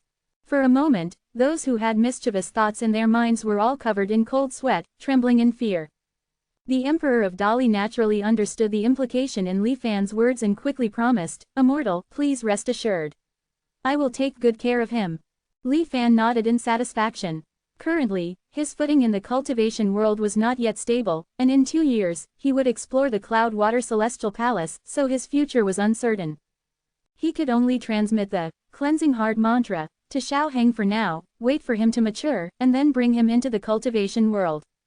With the matters regarding the mortal realm settled, Li Fan prepared to leave. But suddenly, he heard a young and tender voice from the crowd, Please, Immortal Master, save my sister. Chapter 72, Immortal's Restoration. The sudden voice made all the important figures from Dali present, quiet. Even the Emperor of Dali turned pale. You must know, in the eyes of an immortal, they were basically no different from ants. What was the fate of ants making a request? 20 years ago, the skies of Dali's capital were filled with blood, which was the best answer. They all lowered their heads, sweating profusely, sneaking glances at Li Fan. But that voice, seemingly unafraid of death, repeated loudly, Please, Immortal, save my sister. Li Fan looked in the direction from which the voice came. It was Su Changyu, who was around a dozen years old. Only then did a middle-aged man react and hurriedly step forward, pressing him to kneel on the ground. What nonsense are you talking about, Yuer? The middle-aged man, equally on his knees, anxiously knelt down and kowtowed to Li Fan while holding Su Changyu. While kowtowing, he said, "My child is ignorant, please forgive him, Immortal." Li Fan fell into silence. This situation made all the important figures of Dali panic. Under the leadership of the emperor, they all knelt down as well. Xiao Heng also kowtowed, carefully saying, "Immortal, please save my sister, Su Xiaomei." After a while, Li Fan slowly spoke, "Very well, take me to see." But this won't set a precedent. Everyone present breathed a sigh of relief. In fact, Li Fan had planned to take a look at Su Chengyu's terminally ill sister. However, he couldn't easily agree on the surface. So, he made a gesture earlier. After a while, Li Fan saw Su's little sister, Su Xiaomei, in an underground room. The temperature in the basement was very low, and many officials who had followed couldn't help but shiver. A baby who looked like it was born not too long ago was lying quietly on a jade bed. Next to the jade bed were many ice blocks. Su Xiaomei's body seemed extremely hot, so the maidservant had to constantly crush the ice blocks and apply them to her to cool her down. Seeing this unusual scene, Li Fan narrowed his eyes. He walked forward, and his spiritual sense swept over Su Xiaomei. His expression froze. "You all should retreat first," he commanded in a cold voice. The crowd of powerful nobles then exited the basement. Li Fan and Su Xiaomei were left alone. Li Fan placed his hand on Su Xiaomei's body and separated a very thin sliver of aura, ferrying it into her body. After sending the aura to swim around and return, Li Fan was shocked. There's actually no immortal mortal miasma in Su Xiaomei's body. And what kind of constitution is this? The wisp of spiritual energy sent into her body just now, after a turn, was actually strengthened. Li Fan controlled the wisp of spiritual energy and gathered it in his fingers. It was completely different from the original spiritual energy in his body, carrying a scorching sensation. But it was different from the heat brought by the crimson flame he had seen before. It wasn't the heat brought by flames, but Li Fan carefully analyzed the strand of spiritual energy at his fingertip. After a long time, he made a rough judgment. His expression couldn't help but become strange. Heat brought by anger. Li Fan looked at Su Xiaomei, who was still sleeping, with an inexplicable expression on his face. Could this be the legendary natural immortal physique, as well as an innate supernatural ability? Having stepped into the world of cultivating for 2 lifetimes, Li Fan was no longer an ignorant newcomer. He had some knowledge of various commonalities in the world of cultivation. First, let's talk about the natural immortal physique. It was well known that in the cultivation world, from the moment a person was born, their body contained the immortal mortal miasma. To practice cultivation, they had to eliminate this miasma from their body. However, when 2 cultivators joined together, there was a certain chance that their offspring would be born without the immortal mortal miasma. These people had naturally gifted immortal physiques. Those with a naturally gifted immortal physique had an unparalleled affinity for various techniques and Tao arts. Their innate talent for cultivation was extremely high. The combination of these factors made the cultivation speed of the naturally gifted immortal physique terrifyingly fast, and their use of techniques also received a natural strength boost. They were far beyond the reach of ordinary cultivators. They could be called the true sons of the heavens. In the distant continents, the various legends of forming a golden core within just a dozen years of cultivation were all created by these heavenly beings. Next, let's talk about the innate supernatural ability. In the cultivation world, there was a type of person who had innate supernatural abilities. For example, those born with 3 eyes, capable of seeing through illusions, those born with extraordinary bones, with almost inexhaustible potential and almost endless vitality. Or those born with control over water, fire, thunder, and lightning. Such people, born with innate supernatural abilities, often faced corresponding heavenly envy due to the power of their abilities. They would face various calamities from birth. If they could overcome each calamity, they would naturally become stronger through these trials. But if they couldn't, they would naturally die with their extraordinary powers. This was the limit imposed by the heavens on such individuals, a test. For those possessing innate supernatural abilities, their cultivation speed might not necessarily be very fast. However, in battles, they often became invincible at the same level. In fact, many of the powerful individuals with innate supernatural abilities could easily kill cultivators of the same level, as if killing chickens, and even had the power to fight across a major realm. Such individuals were notorious and had outstanding records in the cultivation world. Both types of constitutions were extremely rare, 1 in a million. But what Li Fan saw? These two kinds of constitutions actually appeared in a single infant. There was no trace of the immortal mortal miasma in her body. She was undoubtedly a naturally gifted immortal physique. Although he didn't know why the naturally gifted immortal physique, which could only be born when two cultivators reproduced, would appear in this small world filled with mortals. But Li Fan was certain he hadn't seen it wrong. And the power constantly burning inside Su Xiaomei's body should be her innate supernatural ability. Li Fan speculated that her ability was related to the emotion, anger. With raging anger in her heart, her own strength would multiply. Until the anger completely burned herself and her enemies into ashes. The constant fiery state Su Xiaomei was in at the moment was probably caused by the uncontrollable release of her innate supernatural ability. Naturally gifted immortal physique, innate supernatural ability. No wonder she faces such a deadly calamity from birth. With the constant burning of her own life force due to the anger burning inside her, even if she hides in an ice cellar all day, Su Xiaomei would still never survive to adulthood. No wonder, in the last life, Su Changyu was so anxious. He didn't hesitate to use himself as a test subject for the immortal mortal miasma, just to become a cultivator as soon as possible. In his eyes, perhaps becoming a legendary immortal could save his sister. Unfortunately, Li Fan looked at Su Changyu, and the illusionary blue flame spirit in his sea of consciousness suddenly woke up from its slumber. If it weren't for encountering me, even if a golden core cultivator came, they wouldn't be able to save her. A faint blue figure appeared in front of Li Fan. It seemed like a thin mist, slowly approaching Su Xiaomei's tiny body. He reached out and gently touched Su Xiaomei's head. The heat on the baby's body gradually dissipated. Her tightly furrowed brows relaxed, and Su Xiaomei slowly turned over. Chapter 73, Investment. The azure flame illusionary spirit left a trace of power in Su Xiaomei's body to help suppress the anger within her. Then it returned to Li Fan's consciousness. In just this short amount of time, Li Fan was already feeling weary. The netherworld spirit illusion technique hadn't been cultivated to the later stage of qi condensation, and the newly born illusion spirit was still a bit weak. Moreover, he had to concentrate and carefully control the intensity of the illusion spirit's output, so as not to cause harm to Su Xiaomei's young body. For Li Fan, it wasn't an easy task. Fortunately, all was well. This time, he managed to keep her safe for the next 10 years. If Li Fan could leave the Cloudwater Celestial Palace unharmed in this world and obtain the Cloudwater map, he would come to find her in advance. If anything happened to Li Fan, she could still go to the cultivation world with Su Changyu and the others after 10 years. After recovering his strength, Li Fan walked out of the underground chamber. The officials of Dali were still waiting outside. After informing them that Su Xiaomei had been cured, Li Fan let them disperse. He only left Su Xiaomei's father, Su Zushi, and inquired about Su Xiaomei's condition. Su Zushi's face turned red, and after hesitating for a while, he stuttered and explained the whole story. As it turned out, Su Xiaomei was not Su Zushi's daughter but instead the daughter of his younger sister, Su Yujing. Su Yujing was much younger than Su Zushi. She was only 16 when she became pregnant with Su Xiaomei. At that time, her inexplicable pregnancy caused a huge stir in the Su family. Because she was not married at that time, pregnancy before marriage was an undeniable scandal. What made Lord Su even more angry was that Su Yujing refused to disclose who the child's father was.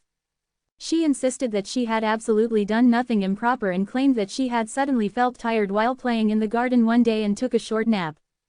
Upon waking up, she soon noticed something strange in her body. But how could a young girl waiting to be married bring up such a matter to others? It was only until her belly grew day by day that she finally couldn't hide it anymore.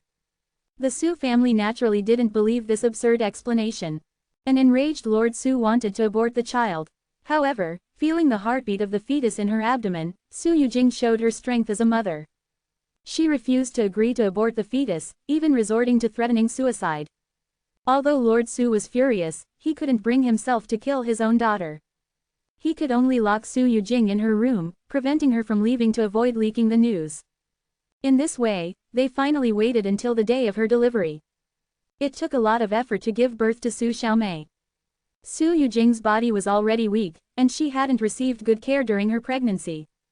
After such turmoil, her body couldn't take it. Thus, shortly after giving birth to Su Xiaomei, she passed away. Before her death, She earnestly begged the Su family to take good care of Su Xiaomei. The Su family were not heartless people. After Su Yujing's death, everyone in the family doted on this little child who had lost her parents at a young age, hoping she would grow up safe, happy, and healthy. However, no one expected that shortly after Su Xiaomei was born, she fell ill with a strange disease. Her whole body was burning, to the point where she had to apply ice constantly to alleviate it. The Su family consulted renowned doctors in the capital, but they couldn't cure her. Until Li Fan arrived. Li Fan listened to Su Zuxi's narration, then looked up at the sky of this world, lost in thought. Is she born with heavenly fortune? Perhaps this can explain why Su Xiaomei has such exceptional talent. However, according to the original historical trajectory, even with her extraordinary talent, in the face of calamities, she would still find it hard to escape death. In the entire cultivation world, how many people have talents as exceptional as Su Xiaomei's, yet they die without any recognition, just like ordinary people? From this perspective, the heavens indeed treat everyone equally. With this matter concluded, Li Fan let out a long sigh and summoned the Taiyan boat, swiftly leaving. It didn't take long before he safely returned to Luli Island. Indeed, what He Zhenghao said earlier was true. It had taken about 25 days in total. And up until now, the concealing form talisman he had activated earlier was still effective. As long as one does not fight with others, a concealing form talisman can last this long. It's truly cost-effective. Once I return to the island, I should buy some as backups, Li Fan thought. Inside the mountain star formation, Li Fan handed over the storage ring to He Zhenghao. He Zhenghao seemed a bit absent-minded, just glancing at it casually before storing the storage ring away. His attention was focused on an ancient mirror in front of him. Judging by its appearance, it seemed somewhat similar to the Tianquan mirror. Following He Zhenghao's gaze, Li Fan looked at the mirror and saw a line of small characters. Spirit Mist Grass. Current price is 15 contribution points per plant. The number 15 kept changing, sometimes becoming 16 and then quickly shifting to 14. It's going up, go up. He Zhenghao stared at the mirror as if enchanted, repeatedly uttering these words. Fellow Taoist, what are you doing? Li Fan asked curiously. Ah, my friend, you don't know. He Zhenghao didn't take his gaze off, sighed, and said dejectedly, a few days ago, shortly after you left, I received reliable information. Due to an attack by sea creatures, the island where spirit mist grass is cultivated was mostly destroyed. As I mentioned before, spirit mist grass is the main raw material for making concealing form talismans and is already extremely scarce. Now that a significant portion has been destroyed, the price is bound to skyrocket. At the time this news came, I thought I'd seize this opportunity to make a fortune. So, I spent a lot in the Tianquan mirror and hoarded a large amount of spirit mist grass. This operation sounded somewhat familiar to Li Fan, who observed He Zhenghao and asked with some confusion, but isn't that a good thing? Why does fellow Taoist seem so dispirited? Ah, it is a good thing, but I was happy too early. He Zhenghao didn't look away from the mirror, sighing and saying, at first, the price of spirit mist grass went up a bit, from 20 points per plant to 25 points per plant. But who would have thought that before I could sell the spirit mist grass I had, its price suddenly plummeted. It went all the way from 25 points to 13 points, almost halving. He Zhenghao was in great pain. Fortunately, the price has rebounded somewhat recently, back to around 15 points. Listening to He Zhenghao's words, Li Fan couldn't help but say, then why doesn't fellow Taoist take this opportunity to sell the spirit mist grass you have on hand?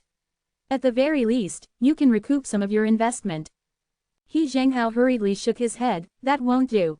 I've invested almost 100 years worth of savings into it. At the very least, I need to wait for the price to rise again before I can sell. He was halfway through his words when he suddenly exclaimed, why is it falling again? 13, 12, 10, 8.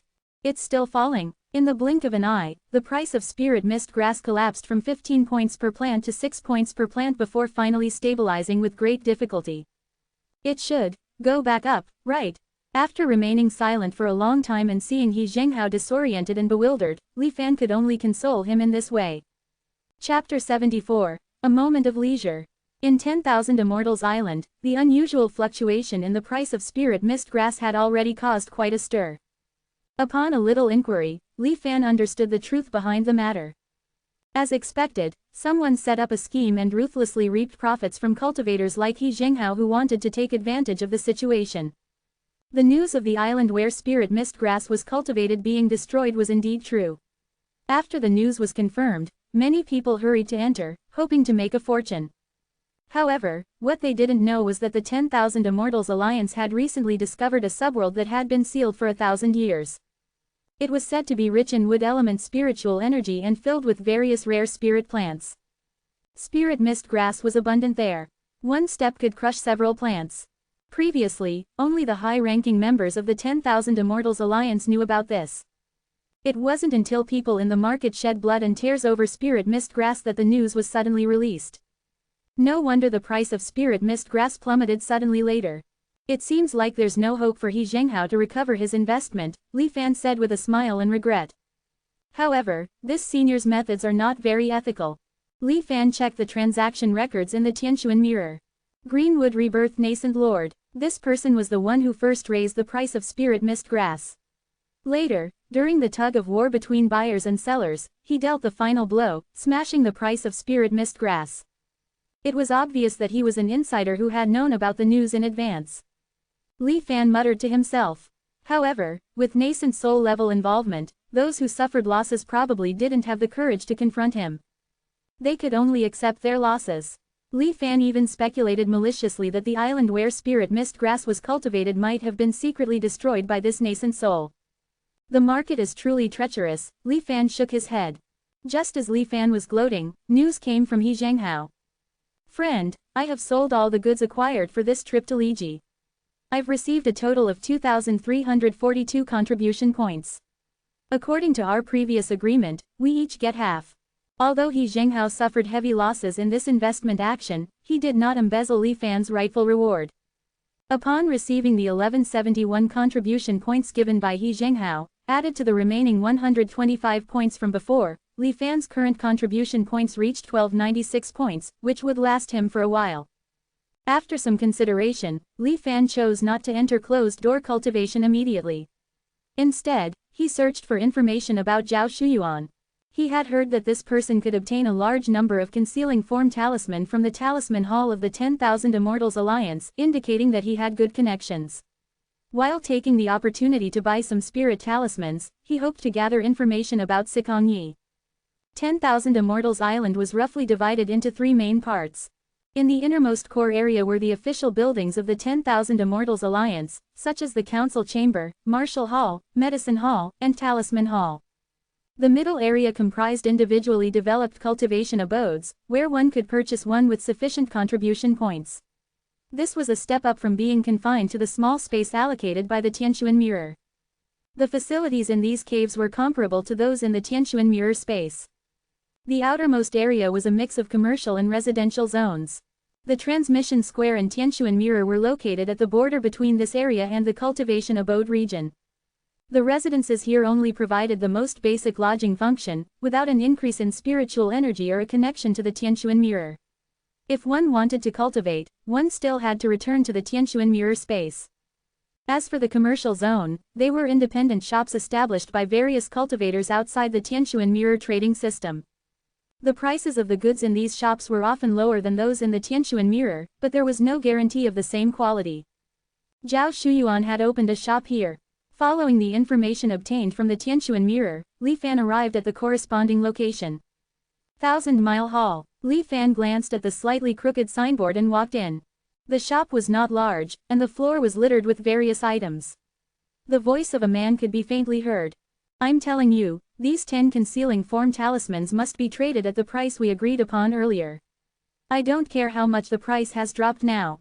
What, you're canceling the transaction? You don't even want the deposit? Bang, damn it, another one. Did they think Zhao Shuyuan is easy to bully? A man with a stubbled face and dark skin slammed the table and roared in frustration. But soon, he slumped down and muttered to himself, it's over, it's over. I, Zhao Shuyuan, never do losing deals, but now I'm stuck with a large batch of concealing form talismans. At this moment, he noticed that a customer had entered the store. However, he couldn't see the person's face, it was clear they were using a concealing form talisman. Having seen many such people, Zhao Shuyuan didn't pay much attention. What do you want? Formation talismans, artifact pills, we have everything, and discounts for large quantities. He lazily greeted. How much for a concealing form talisman? The other party asked. Zhao Shuyuan's eyes lit up, and he became energetic. 10 contribution points per talisman. How many do you want? If you want more than 10, I'll give you a 20% discount. If you want more than 100, I'll give you a 50% discount. Li Fan smiled. I don't need that many. 5 or 6 will suffice. After a pause, Li Fan continued, and your price isn't right. Before coming here, I bought one in the Tianquan mirror.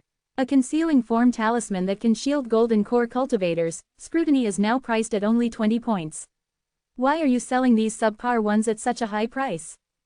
Zhao Shuyuan's face twitched at the words and quickly changed his tune. 8 points per talisman, I can't go any lower. You have to understand that making talismans also has its own costs. Alright, give me 6, Li Fan didn't haggle any further. Afraid that Li Fan might change his mind, Zhao Shuyuan quickly took out 6 concealing form talismans. How would you like to trade? The Tianquan mirror didn't support anonymous transactions. If they directly exchanged contribution points, their identities would be exposed. However, Li Fan had already prepared before coming. Spirit stones. He took out 5 medium-grade spirit stones from his storage ring and handed them over. Standard spirit stones were manufactured jointly by the 10,000 Immortals Alliance and the 5 Elders Association. They had different grades and were equivalent to the official currency of the cultivation world, with a unique anti-counterfeiting prohibition. The exchange ratio between top-grade, high-grade, medium-grade, and low-grade spirit stones was 10:1. Within the 10,000 Immortals Alliance, 1 low-grade spirit stone could be exchanged for 1 contribution point in the Tianquan mirror. The 5 medium-grade spirit stones Li Fan handed over were equivalent to 50 contribution points. Don't bother making change for me. Li Fan put away the concealing form talisman and casually asked, do you accept business related to investigating cultivators? Zhao Shuyuan immediately became cautious upon hearing this. He examined Li Fan and after much deliberation, he gritted his teeth and said, yes, why wouldn't I? I'm already losing money in my business. If I don't take on some private jobs, I won't be able to survive. What's the name and cultivation level? Zhao Shuyuan asked in a hushed tone. Sikong Yi, Middle Stage Qi Condensation. Chapter 75, Encountering the Dragon Whale.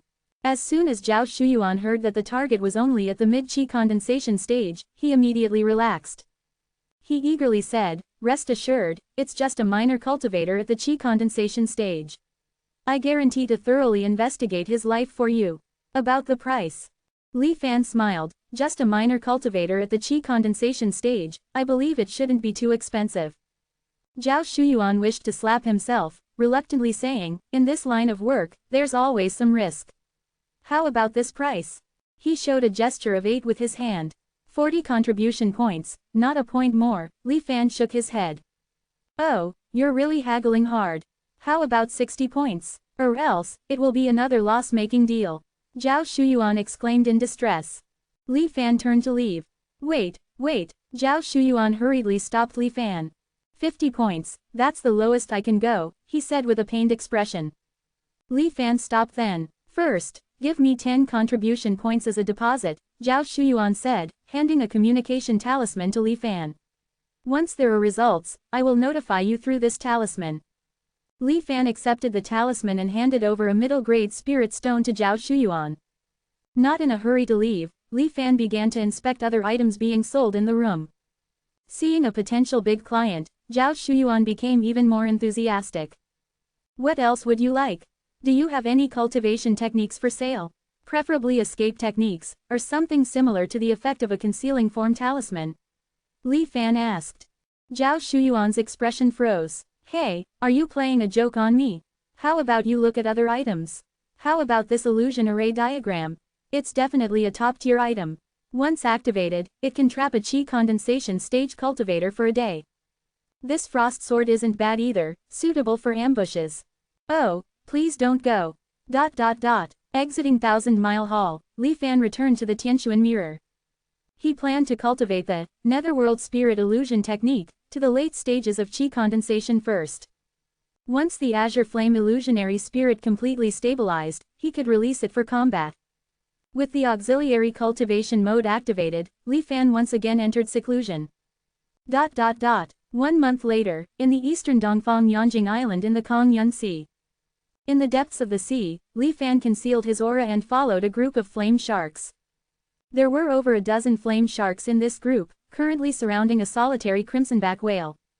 The crimsonback whale was massive, and it usually fed on the seabed fire crystals, with skin as tough as rock.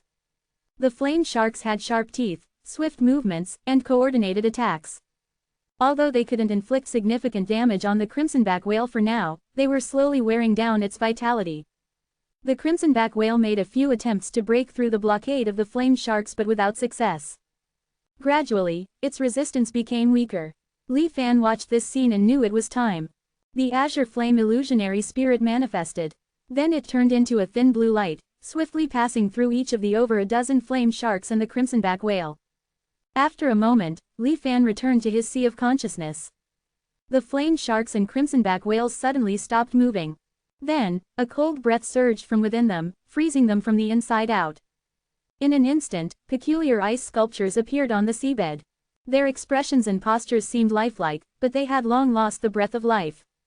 The power of the azure flame illusionary spirit is indeed remarkable. Most of these sea beasts are equivalent to the chi condensation stage and have tough skin and flesh. Conventional methods will fail to hurt them. After launching a spiritual attack with the azure flame illusionary spirit, they are as defenseless as lambs waiting to be slaughtered, without any resistance. Li Fan nodded, satisfied with the initial test of the illusionary spirit's destructive power. Not long ago, after spending more than 20 days, he finally succeeded in breaking through the netherworld spirit illusion technique to the late stage of chi condensation. To test the power of the illusionary spirit and earn some contribution points, he undertook the task of hunting flame sharks to obtain their beast cores. Each beast core earned 5 contribution points, totaling around 60 points. In addition to the materials from the crimsonback whale, this task could yield more than 80 contribution points in total. It was better than nothing. In the past, he used to gain contribution points in the thousands, so this meager amount couldn't really stir any emotions in Li Fan. As Li Fan was thinking this, he was preparing to harvest the beast cores of the flame sharks. Suddenly, he felt a tremendously massive figure approaching from the deep sea below. Li Fan's face changed, and without caring about the nearby beast cores, he quickly retreated. A dark brown, ferocious-looking sea monster with irregular protrusions on its forehead that seemed like a mix between a dragon and a fish, emerged suddenly from the shadows of the sea floor. Its huge mouth opened and swallowed a dozen or so flame sharks along with the crimsonback whale in one gulp. Its body swayed, and the giant monster swam in a circle before swimming towards a certain direction. Li Fan, who had barely avoided the giant monster, hadn't reacted yet and watched helplessly as his prey was stolen right before his eyes. Could he endure this? Rage surged within Li Fan. But soon, the Venerable heart refinement mantra circulated, calming him down a bit. Wait a minute, could this giant monster be the same one that destroyed the island where the spirit mist grass was planted? It seemed to dawn on him, and Li Fan was stunned. Before accepting the task of hunting crimsonback whales, Li Fan had seen another reward task. Because this task was somewhat related to Li Fan, he carefully examined it. It turned out that the group of people who had previously hyped up the spirit mist grass had almost all suffered heavy losses, some losing their entire fortunes. Frustration and resentment surged within them, making it impossible for them to concentrate on cultivation. However, they didn't dare to provoke Greenwood Rebirth True Immortal in the 10,000 Immortals League. Thus, they could only vent their anger on the mysterious beast that had destroyed the island where the spirit mist grass was planted. According to witnesses, the attacker was a dragon whale. It was roughly at the chi condensation stage. The island's guardian was also a chi condensation cultivator. However, the dragon whale was massive, and the guardian's attacks were like tickles, having no effect at all. The dragon whale completely ignored the guardian, broke through the island's protective array, and rampaged on the island, consuming most of the spirit mist grass. After this, the golden core cultivators from the 10,000 Immortals League arrived late. The dragon whale, after being struck by a blow from a golden core cultivator, surprisingly didn't die. It was heavily injured and fled back into the deep sea. The Kongyun Sea was vast, and despite their efforts, these people couldn't find the dragon whale even after searching for more than 10 days. Helpless, each of them contributed the little they had left and jointly issued a reward task. Those who killed the dragon whale would receive 2,000 contribution points. Because this dragon whale was beyond the chi condensation cultivator's capabilities, Li Fan, a mere chi condensation cultivator, naturally didn't take this task before. But the situation was different now. Chapter 76, Dragon Whale's Execution. The dragon whale, worth 2,000 contribution points, unexpectedly appeared in front of Li Fan and seized the reward for his mission. How could Li Fan endure this? A Foundation establishment cultivator might not be able to deal with the dragon whale, but Li Fan might not be unable to kill it. Li Fan narrowed his eyes, and the formless killing intent firmly locked onto the dragon whale. The whispers in his ears and the hallucinatory scenes reappeared. However, this time, the side effects were considerably lesser compared to when he locked onto the 10,000 Immortals Alliance Guardian previously. Li Fan quickly recovered, watching the dragon whale's disappearing figure ahead, and hurriedly followed. The monstrous dragon whale was completely unaware that it had been targeted by killing intent. At this moment, it was hunting in the deep sea. The pulsation from the bulge on top of its head told it that it was getting close. As long as it continued hunting like this, before long, a radical transformation would occur within its body. It could then finally shed this ugly form and assume the sacred appearance in its mind. The dragon whale roamed the deep sea, leisurely strolling as if it were in its own garden. Not long after, it found prey in front of it again, one of its kind. Another dragon whale. This one was a female. Attracted by the powerful masculine aura, the female dragon whale swam over, trying to please. However, the monstrous dragon whale, looking at this supposedly beautiful existence among its kin, felt a sense of nausea and disgust. This was its own kind. Truly absurd. A dangerous light flickered in the monstrous dragon whale's eyes. As the female dragon whale approached, it opened its massive mouth and ruthlessly swallowed her whole. What a pitiful creature. Quietly digesting the flesh and blood in its stomach, the monstrous dragon whale couldn't help but recall its past. Once upon a time, it wandered aimlessly in the depths of the sea like this poor creature. Living on instincts, eating, mating, surviving. But, one day, everything suddenly changed. As if awakening from a long nightmare, it began to awaken its consciousness. It had a purpose. It wanted to become powerful, as strong as those creatures that flew above the sea surface all day. In its mind, it found a plethora of knowledge seemingly out of thin air. It knew which things it could consume to grow the fastest. Its instincts also became more accurate. In certain places on the sea floor, whenever it approached, it felt an incredible danger. So, it always avoided these areas to eat. Its growth speed increased rapidly, and it became more intelligent. Gradually it could even sense things that would be helpful for it on the sea surface from the bottom of the sea. So, for the first time in its life, it rushed out of the sea and feasted on islands. And just as danger approached, it quickly left. Since then, a bulge appeared on its forehead. And in its mind, the image of an immensely powerful mythical beast appeared. An instinctual sensing told it that this was the power hidden deep within its bloodline. As long as it continued to devour, it too could become as powerful as its ancestors. Yes, relentless devouring. No one could stop it. A dangerous aura snapped the monstrous dragon whale back from its memories. It suddenly realized that a massive sea serpent was blocking its path. In its memories, this sea serpent had lived for a long time. It had been the overlord of this sea area since the monstrous dragon whale was born. Once upon a time, for safety, it used to avoid the sea serpent. However, times have changed now. A hint of greed flashed in the monstrous dragon whale's eyes as it lunged towards the sea serpent. After a fierce battle, the seafloor was dyed red with blood. The monstrous dragon whale swallowed the most valuable parts of the sea serpent. Gentle energy continuously surged from its stomach, healing its injuries. The dragon whale felt a bit excited. Although it was injured, it was absolutely worth it. As long as it completely absorbed the sea serpent's energy. Before it could start daydreaming, another dangerous presence approached rapidly from a distance. Was it that giant octopus? Why did everything seem to come at once today? Well, let's just swallow you all. The dragon whale roared and engaged in a battle with the giant octopus. After a long while, the gigantic body of the octopus was torn into pieces. But the monstrous dragon whale was also covered in wounds. Before it could consume and absorb the octopus, it sensed that 3 or 4 dangerous auras were approaching from not far away. It was really an unlucky day. It hastened its speed, wanting to get away from these annoying creatures. But it was never ending. Wherever it went, it encountered enemies launching attacks against it. Even those clearly not its match would charge at it as if they had gone mad, coming to their deaths. At first, it thought of teaching these pests a lesson, but soon, it could only flee in a panic. Because there were too many of these pests, and it hadn't rested in a long time, becoming increasingly exhausted. The dragon whale sensed that something was amiss. But it didn't know where the problem lay. The pursuit and attacks from other underwater creatures seemed never-ending. The dragon whale's consciousness started to blur.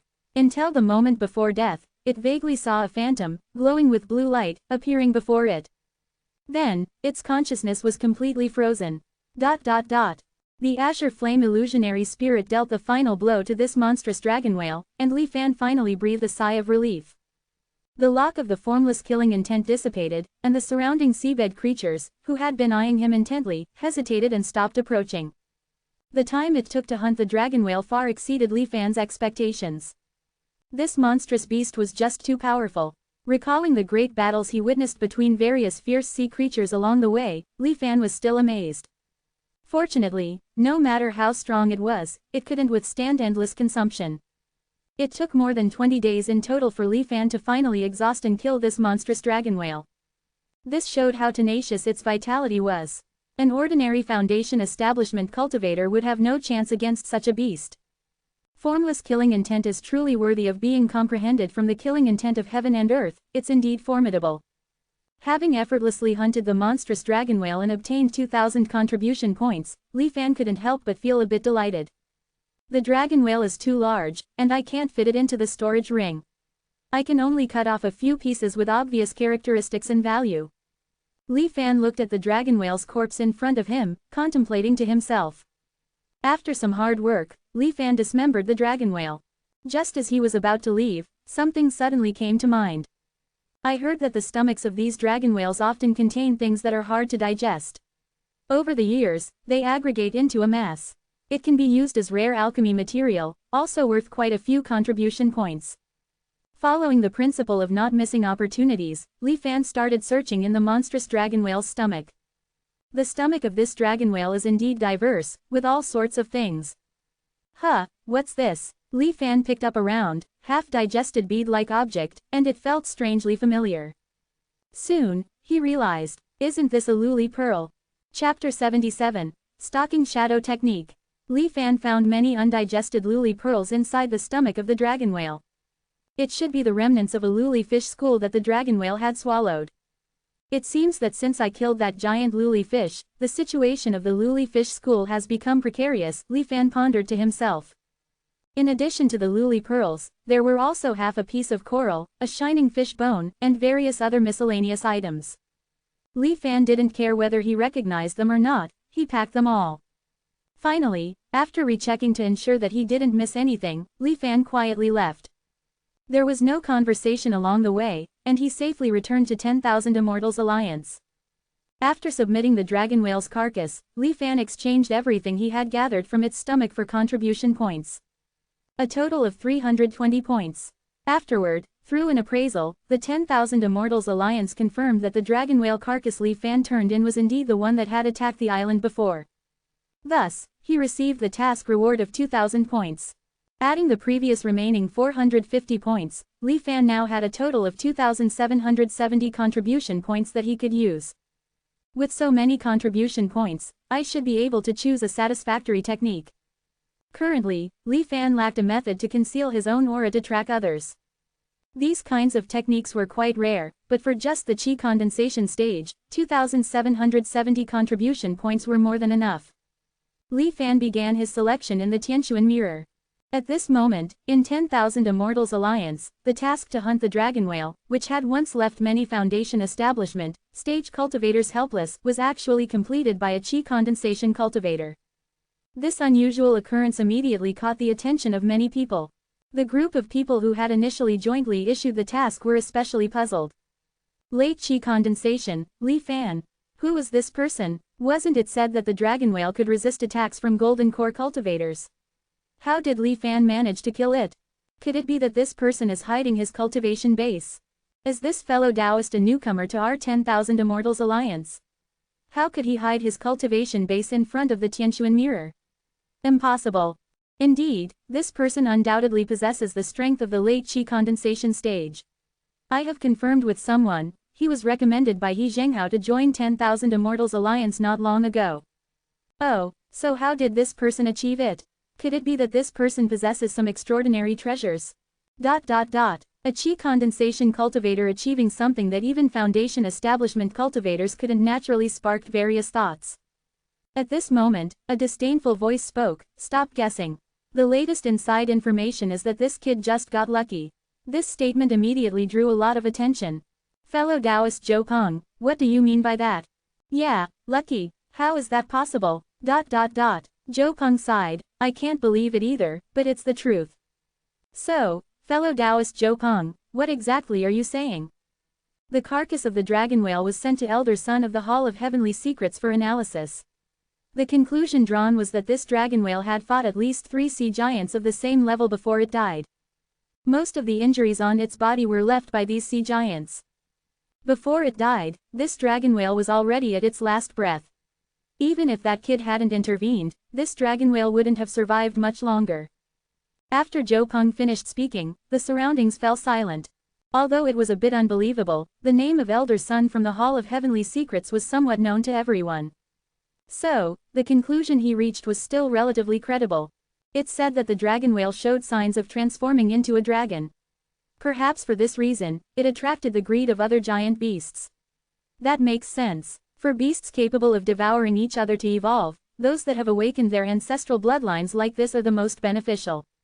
Oh, this Qi condensation kid is unexpectedly so lucky. It's truly enviable. That's 2,000 contribution points. The people around nodded in agreement. Li Fan was already prepared for the possible impact of completing the dragon whale reward task. But he wasn't afraid at all. Because no matter how you looked at it, the dragon whale died due to mutual slaughter among giant beasts. He was just lucky to pick up the spoils. For 2,000 contribution points, it was worth taking a little risk. Putting this matter aside, after a period of searching and comparing, Li Fan decided on his target technique. Stalking shadow technique. The technique excelled in tracking and concealment.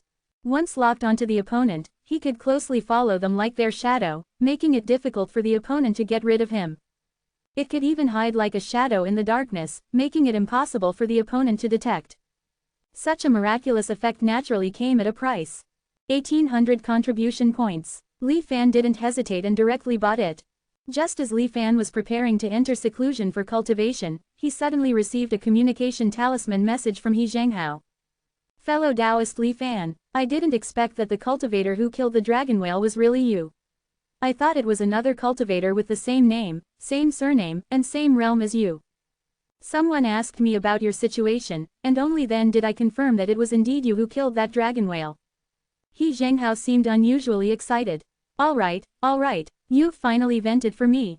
You have no idea, these days, every time I close my eyes, all I see is the image of the spirit mist grass prices plummeting. Li Fan fell silent for a moment, then replied, it's just good luck. When doing the mission, I happened to come across that dragon whale fighting other giants, and so I got lucky. Shortly after the message was sent, He Zhenghao immediately replied.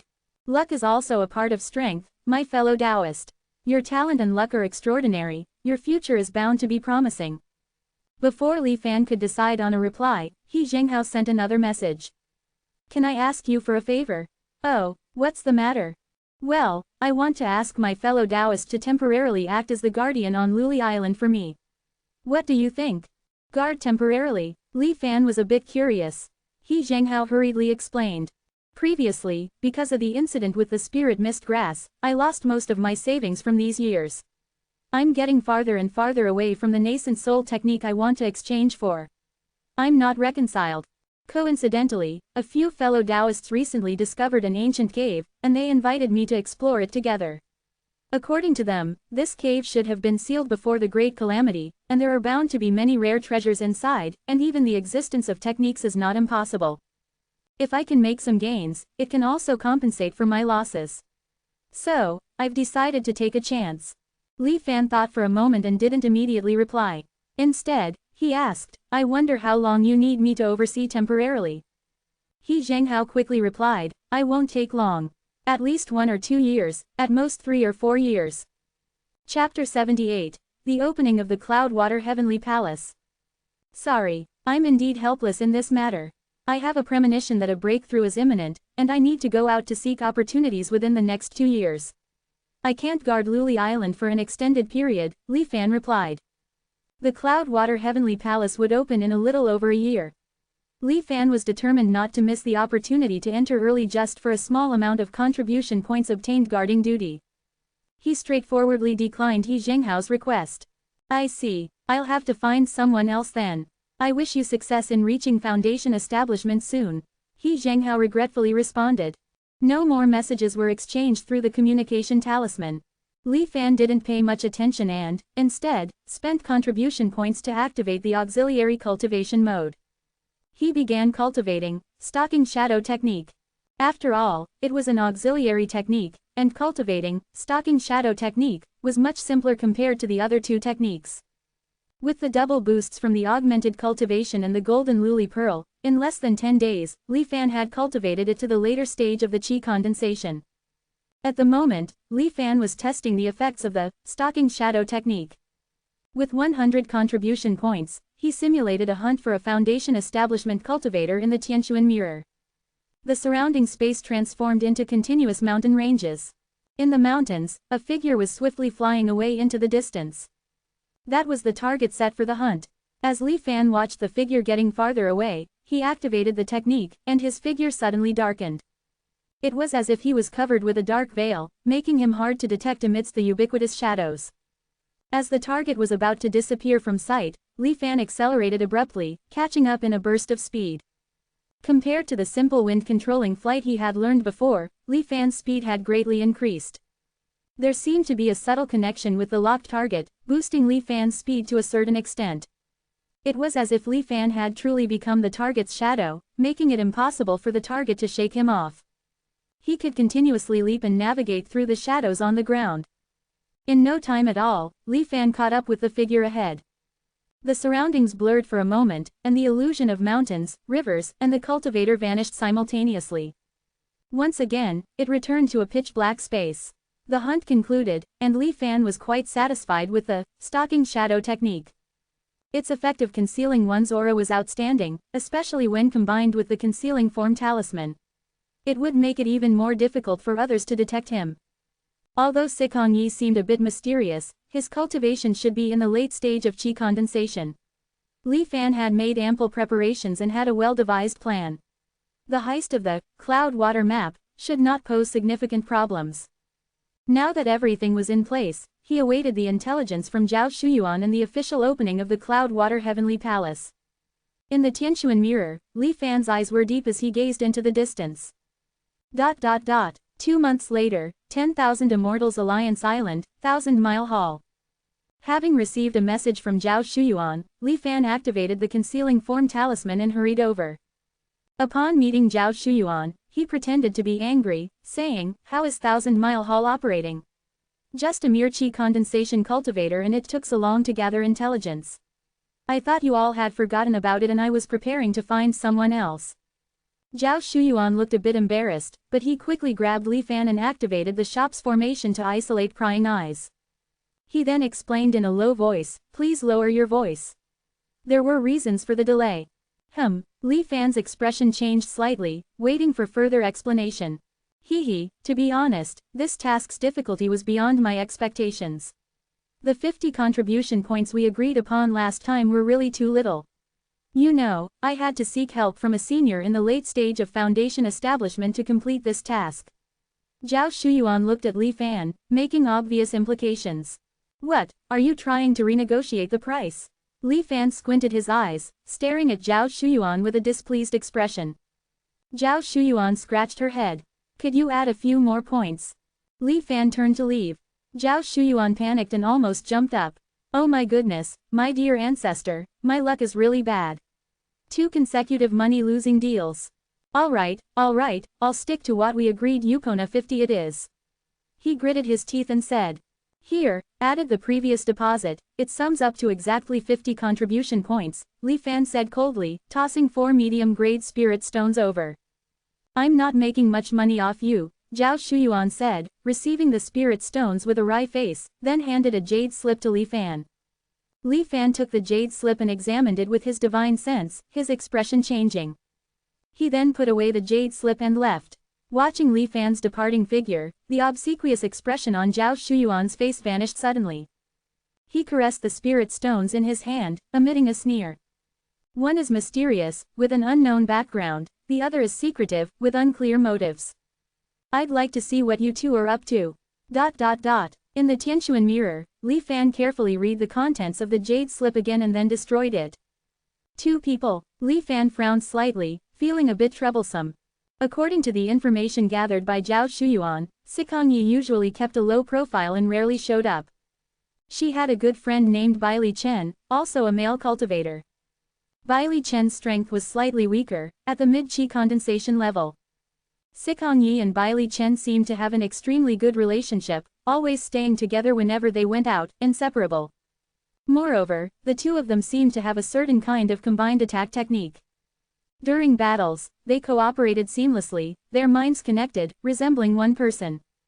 These two individuals usually stayed on 10,000 Immortals Alliance Island and rarely ventured out except to complete tasks and accumulate contribution points. However, during Zhao Shuyuan's investigation, the two of them had mysteriously disappeared once. After leaving 10,000 Immortals Alliance Island, they disappeared, and it was unknown where they had gone. Who is this Baili Chen, and why do I have no impression of him? Li Fan carefully recollected but couldn't find any information about Baili Chen in his memory. It seems this person might have perished in the ruins of the Cloudwater Heavenly Palace. However, I didn't expect to have to deal with another cultivator. My current preparations seem insufficient. Fortunately, there's still plenty of time. Thoughts surged in his mind, and Li Fan began to plan again. 1 year later, in the 11th year in the central region of the Kongyun Sea. The thunderstorm that had been brewing in the sky for several months roared continuously. The thick vortex cloud layer had turned black and was slowly rotating, continuously gathering power. The clouds seemed like thick walls guarding the center of the vortex. There, blue lights were constantly flickering. With each flicker, some inexplicable changes seemed to occur in this central sea area. This abnormality naturally attracted countless cultivators. There were even rumors that an ancient sect's ruin was about to manifest in this location. So, in these past few months, the gathering of cultivators has become more and more prominent. Li Fan, naturally, was among them. His gaze swept over the crowd and discreetly paused on Sikongyi and Baili Chen. Then, he spotted Zhao Shuyuan in the crowd. Zhao Shuyuan was staring at the vortex cloud layer in the sky, looking quite excited. He probably thinks he's stumbled upon an opportunity and can gain some profits. Little does he know, he's just digging his own grave. A cold glint flashed in Li Fan's eyes. Chapter 79, Chief of the Teaching Hall. As the vortex cloud continued to rotate, it seemed to generate an inexplicable attraction. All the clouds in the entire Kongyun Sea sky were slowly absorbed and merged into it. The scale grew increasingly vast, occupying the entire field of vision. Just looking up gave one a suffocating sensation. The frequency of the blue flashes at the center of the vortex also accelerated. Finally, when everything reached a critical point, in the center of the vortex, the blue light erupted suddenly. After forming a ring, it spread outward continuously from the center of the vortex. The speed at which the ring expanded was extremely fast. When people first saw it, it was still inside the vortex cloud layer. In the blink of an eye, it swept across all the cultivators present. Without time for their faces to show a shocked expression, those who were swept by the blue light disappeared like illusions. The blue light continued to spread outward. If one could overlook the phenomena from 10,000 meters in the sky, they would see that this blue light ring spread from the central sea area to the entire Kongyun Sea in an extremely short time. It reached the end of the sea area and stopped. Then, it suddenly contracted. With a speed several times faster than the expansion, it collapsed back to its original point. The blue light instantly became extremely bright. The thunderstorm in the vortex cloud layer stopped. The thick cumulus clouds, which were thousands of kilometers thick and tens of thousands of miles long, seemed to be squeezed and kneaded by an invisible giant hand. At the same time, in the Kongyun Sea, countless blue dots separated from the sea surface from various places, floating and gathering. Swiftly moving towards the clouds above. Gradually, the thick cumulus clouds, in their constant silent movement, formed a continuous building-like structure. Then, the blue dots attracted misty water vapor floating up from below. The cloud layer gradually turned azure and transparent. This anomaly lasted for a quarter of an hour. Finally, a massive heavenly palace, gathering the clouds and water, translucent and blue all over, appeared above the Kongyun Sea. The cloud-water heavenly palace, sealed for thousands of years, reappeared in the world. In front, the battle is intense, and all major sects have suffered heavy losses. My cloud-water heavenly palace, as the leader of the sects in Kongyun Sea, is no exception. I don't know how many senior brothers have died on the battlefield. The sect master entrusted me to go out and recruit disciples before he left. I can't fail his entrustment. Fortunately, this trip was quite fruitful. Li Fan gradually regained consciousness. Looking around, he saw a plaza with over 100 cultivators lying all over the place. However, all the cultivators' clothes had turned blue and white, with faintly visible characters, cloud, and water, on them. In front of the crowd, a tall and handsome man in white was muttering something to himself. The white-clad man looked quite handsome, but a hint of nonchalance could be seen in his expression. Seeing this scene, Li Fan, recalling what he had heard in his previous life, knew that he had successfully entered the cloud-water heavenly palace. At present, he couldn't act rashly and had to wait quietly for the plot to unfold. So he concealed his breath and remained motionless. Gradually, the group of cultivators on the plaza began to wake up. When they saw their situation clearly, some of them became a little excited. What's going on? Where is this place? I remember we were near that vortex cloud, weren't we? Also, what's the deal with these clothes? They noticed the man in white in front of them, who stood out from the crowd. Immediately, someone asked impatiently, "Hey, you, the guy in white, did you bring us here? Who are you? What's your purpose?" The man in white finally woke up from his mumbling. Looking at the group of cultivators in front of him, a joyful smile appeared on his face. "Oh, you're finally awake. Next, stay quiet, I'm going to explain some important matters to you." Before he could finish speaking, he was impatiently interrupted. "Stop the nonsense and tell us, where is this place?" A hint of amusement appeared at the corner of the man's mouth. He shook his head. It seems the newcomers this time aren't very obedient. Without much movement, he glanced at the person who spoke up. A blue light flashed, and the person who had spoken before had their head severed. The previously noisy square suddenly became extremely quiet. Some of the cultivators were frightened, while others suddenly realized something. The man in white looked satisfied as he observed the now quiet crowd. He spoke calmly, "I am Qin Tang, the chief of the teaching hall in the Cloud-Water Heavenly Palace. You should address me as Senior Brother Qin. You are all outer disciples recruited by me this time. In the next few months, as long as you can pass my various tests, you will be able to officially join the Cloud-Water Heavenly Palace. Of course, there are a few points that you must remember. The first point is to show enough respect to Senior Brother Qin. Whatever I say, you must do. As you've seen, the consequences of disobedience. The second point," Qin Tang continued to explain. The cultivators below seemed quiet on the surface but were already communicating with each other through their divine senses. Does anyone know what's going on? This is strange. The Cloud-Water Heavenly Palace seems to be a sect ruin shrouded in anomalies. Is Qin Tang a real person? Definitely not a living person. Haven't you seen that he has no aura at all? Don't panic, the anomaly has its own rules. As long as we follow what Qin Tang says, there shouldn't be any immediate danger." Li Fan subtly glanced towards Sikong Yi and Bai Li Chen. These two individuals remained composed as if they had already known they would encounter an anomaly. Or perhaps, even if it was an anomaly, these two were completely prepared for it. Li Fan then looked at Qin Tang. Based on his memories of the exploration of the Cloud-Water Heavenly Palace from his previous life, Qin Tang was the first checkpoint to enter the Cloud-Water Heavenly Palace. He wasn't a living person but an entity similar to an anomaly. Whatever he said was the rule of this anomaly. If you wanted to stay alive, you had to abide by it. And only by passing his tests could you obtain the qualification to explore various parts of the Cloud-Water Heavenly Palace. Qin Tang finally finished speaking. He clapped his hands. "It's getting late today. Let me take you to rest. Early tomorrow, we will officially begin the tests. Follow me." Saying this, he turned and walked towards the outside of the square. The vast majority of the cultivators, including Sikong and Bai Li Chen, obediently followed behind Qintang in white. Li Fan also followed closely. Only a very small number of people exchanged glances and did not follow the crowd. Instead, they rushed in the opposite direction, attempting to leave. Qintang seemed to be unaware of these people's actions, showing no reaction. These people were about to escape, and their flying speed increased.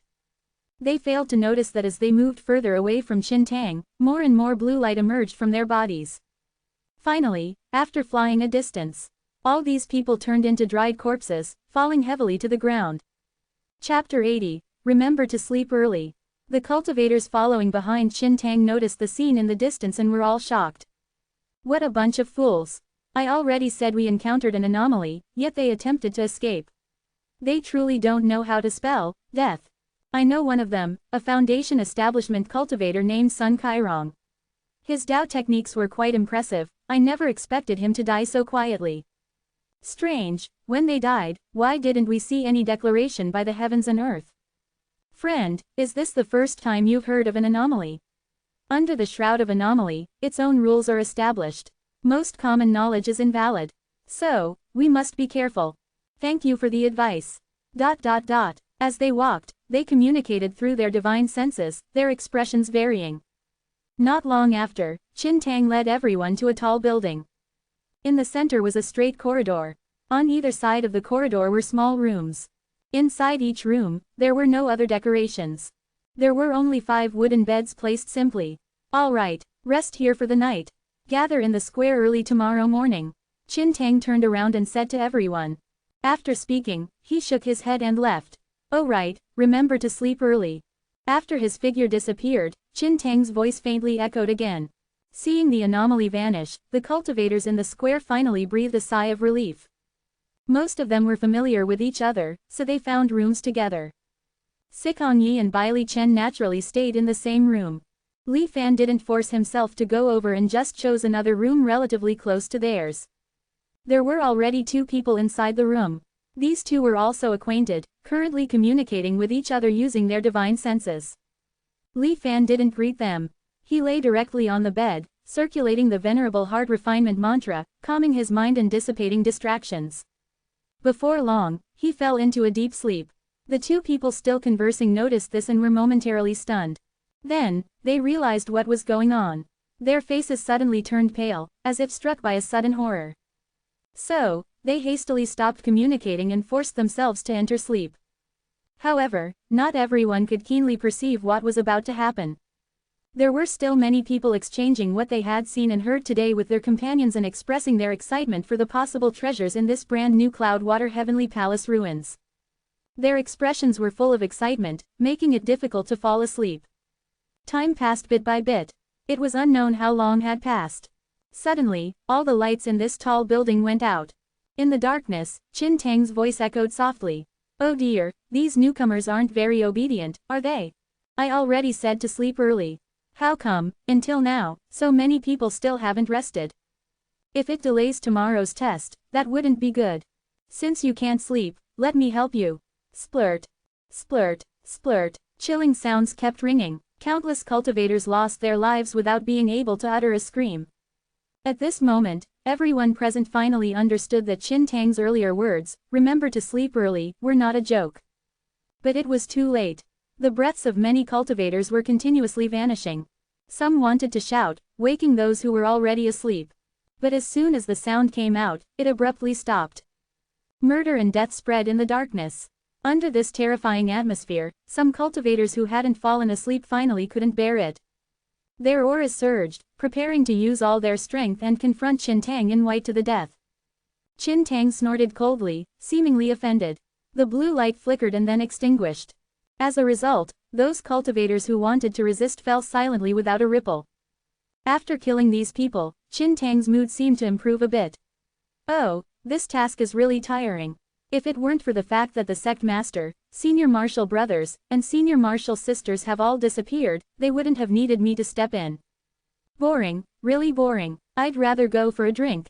The words of Qintang were incoherent, and his actions were arbitrary.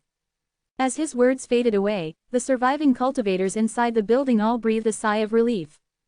However, no one could be sure when Qin Tang might return. So, they all wanted to take the opportunity to fall asleep. But, sleeping, for those who often suffer from insomnia, was certainly a familiar struggle. If there were no mental burdens, falling asleep was natural. However, on the contrary, if one kept worrying about something, forcing oneself to sleep, more often than not, they would startle awake just as they were about to fall asleep. In addition, many of these cultivators had become accustomed to using closed-door cultivation to replace sleep. They had seemingly lost the ability to sleep. Thus, even though they knew they would die if they didn't sleep, many cultivators still couldn't fall asleep. Seeing that the life-threatening Qin Tang could return at any moment, these people were helpless. They secretly regretted not learning a few hypnotic spells before coming here and could only choose to knock themselves out, hoping to bluff their way through. Unfortunately, in Qin Tang's eyes, sleeping and being unconscious were clearly two different concepts. So, in the latter half of the night, when Qin Tang returned again, it was another scene of bloodshed and carnage. Early the next morning, when Li Fan woke up, what he saw was corpses covering the ground inside the building. Zhao Shuyuan, as Li Fan expected, hadn't been able to pass this test. Headless, lying silently there, Li Fan naturally wouldn't have any pity for him. Without delay, Li Fan headed straight to yesterday's square. With the lesson from yesterday, the cultivators didn't wander around randomly and gathered obediently on the square. The crowd was sparse, and the surviving cultivators were less than two-thirds of yesterday. The trial hadn't officially started, and there were already so many casualties. The survivors were pessimistic about what they would face next, their faces gloomy. Li Fan knew that this was just the beginning. In the end, less than 1/10 of the first batch of cultivators who entered the Cloudwater Heavenly Palace could make it out alive. In the crowd, Li Fan also saw the figures of Sikong Yi and Bai Li Chen. He just swept his gaze over them, not dwelling for long. Quietly waiting for Qin Tang to arrive. Not long after, Qin Tang appeared in front of everyone again. He held a gourd flask and was chugging it as he walked. Good wine, such good wine, Qin Tang shouted joyfully while looking at the surviving cultivators on the square. All right, it looks like everyone is here. Then, let's officially begin the first trial. His eyes narrowed, as if reminiscing about something. My master once said that in the pursuit of immortality and enlightenment, three things are crucial: natural talent, character, and luck. My master believed that among these three, natural talent is the most important. But I think differently. I believe that among the three, character is the most important.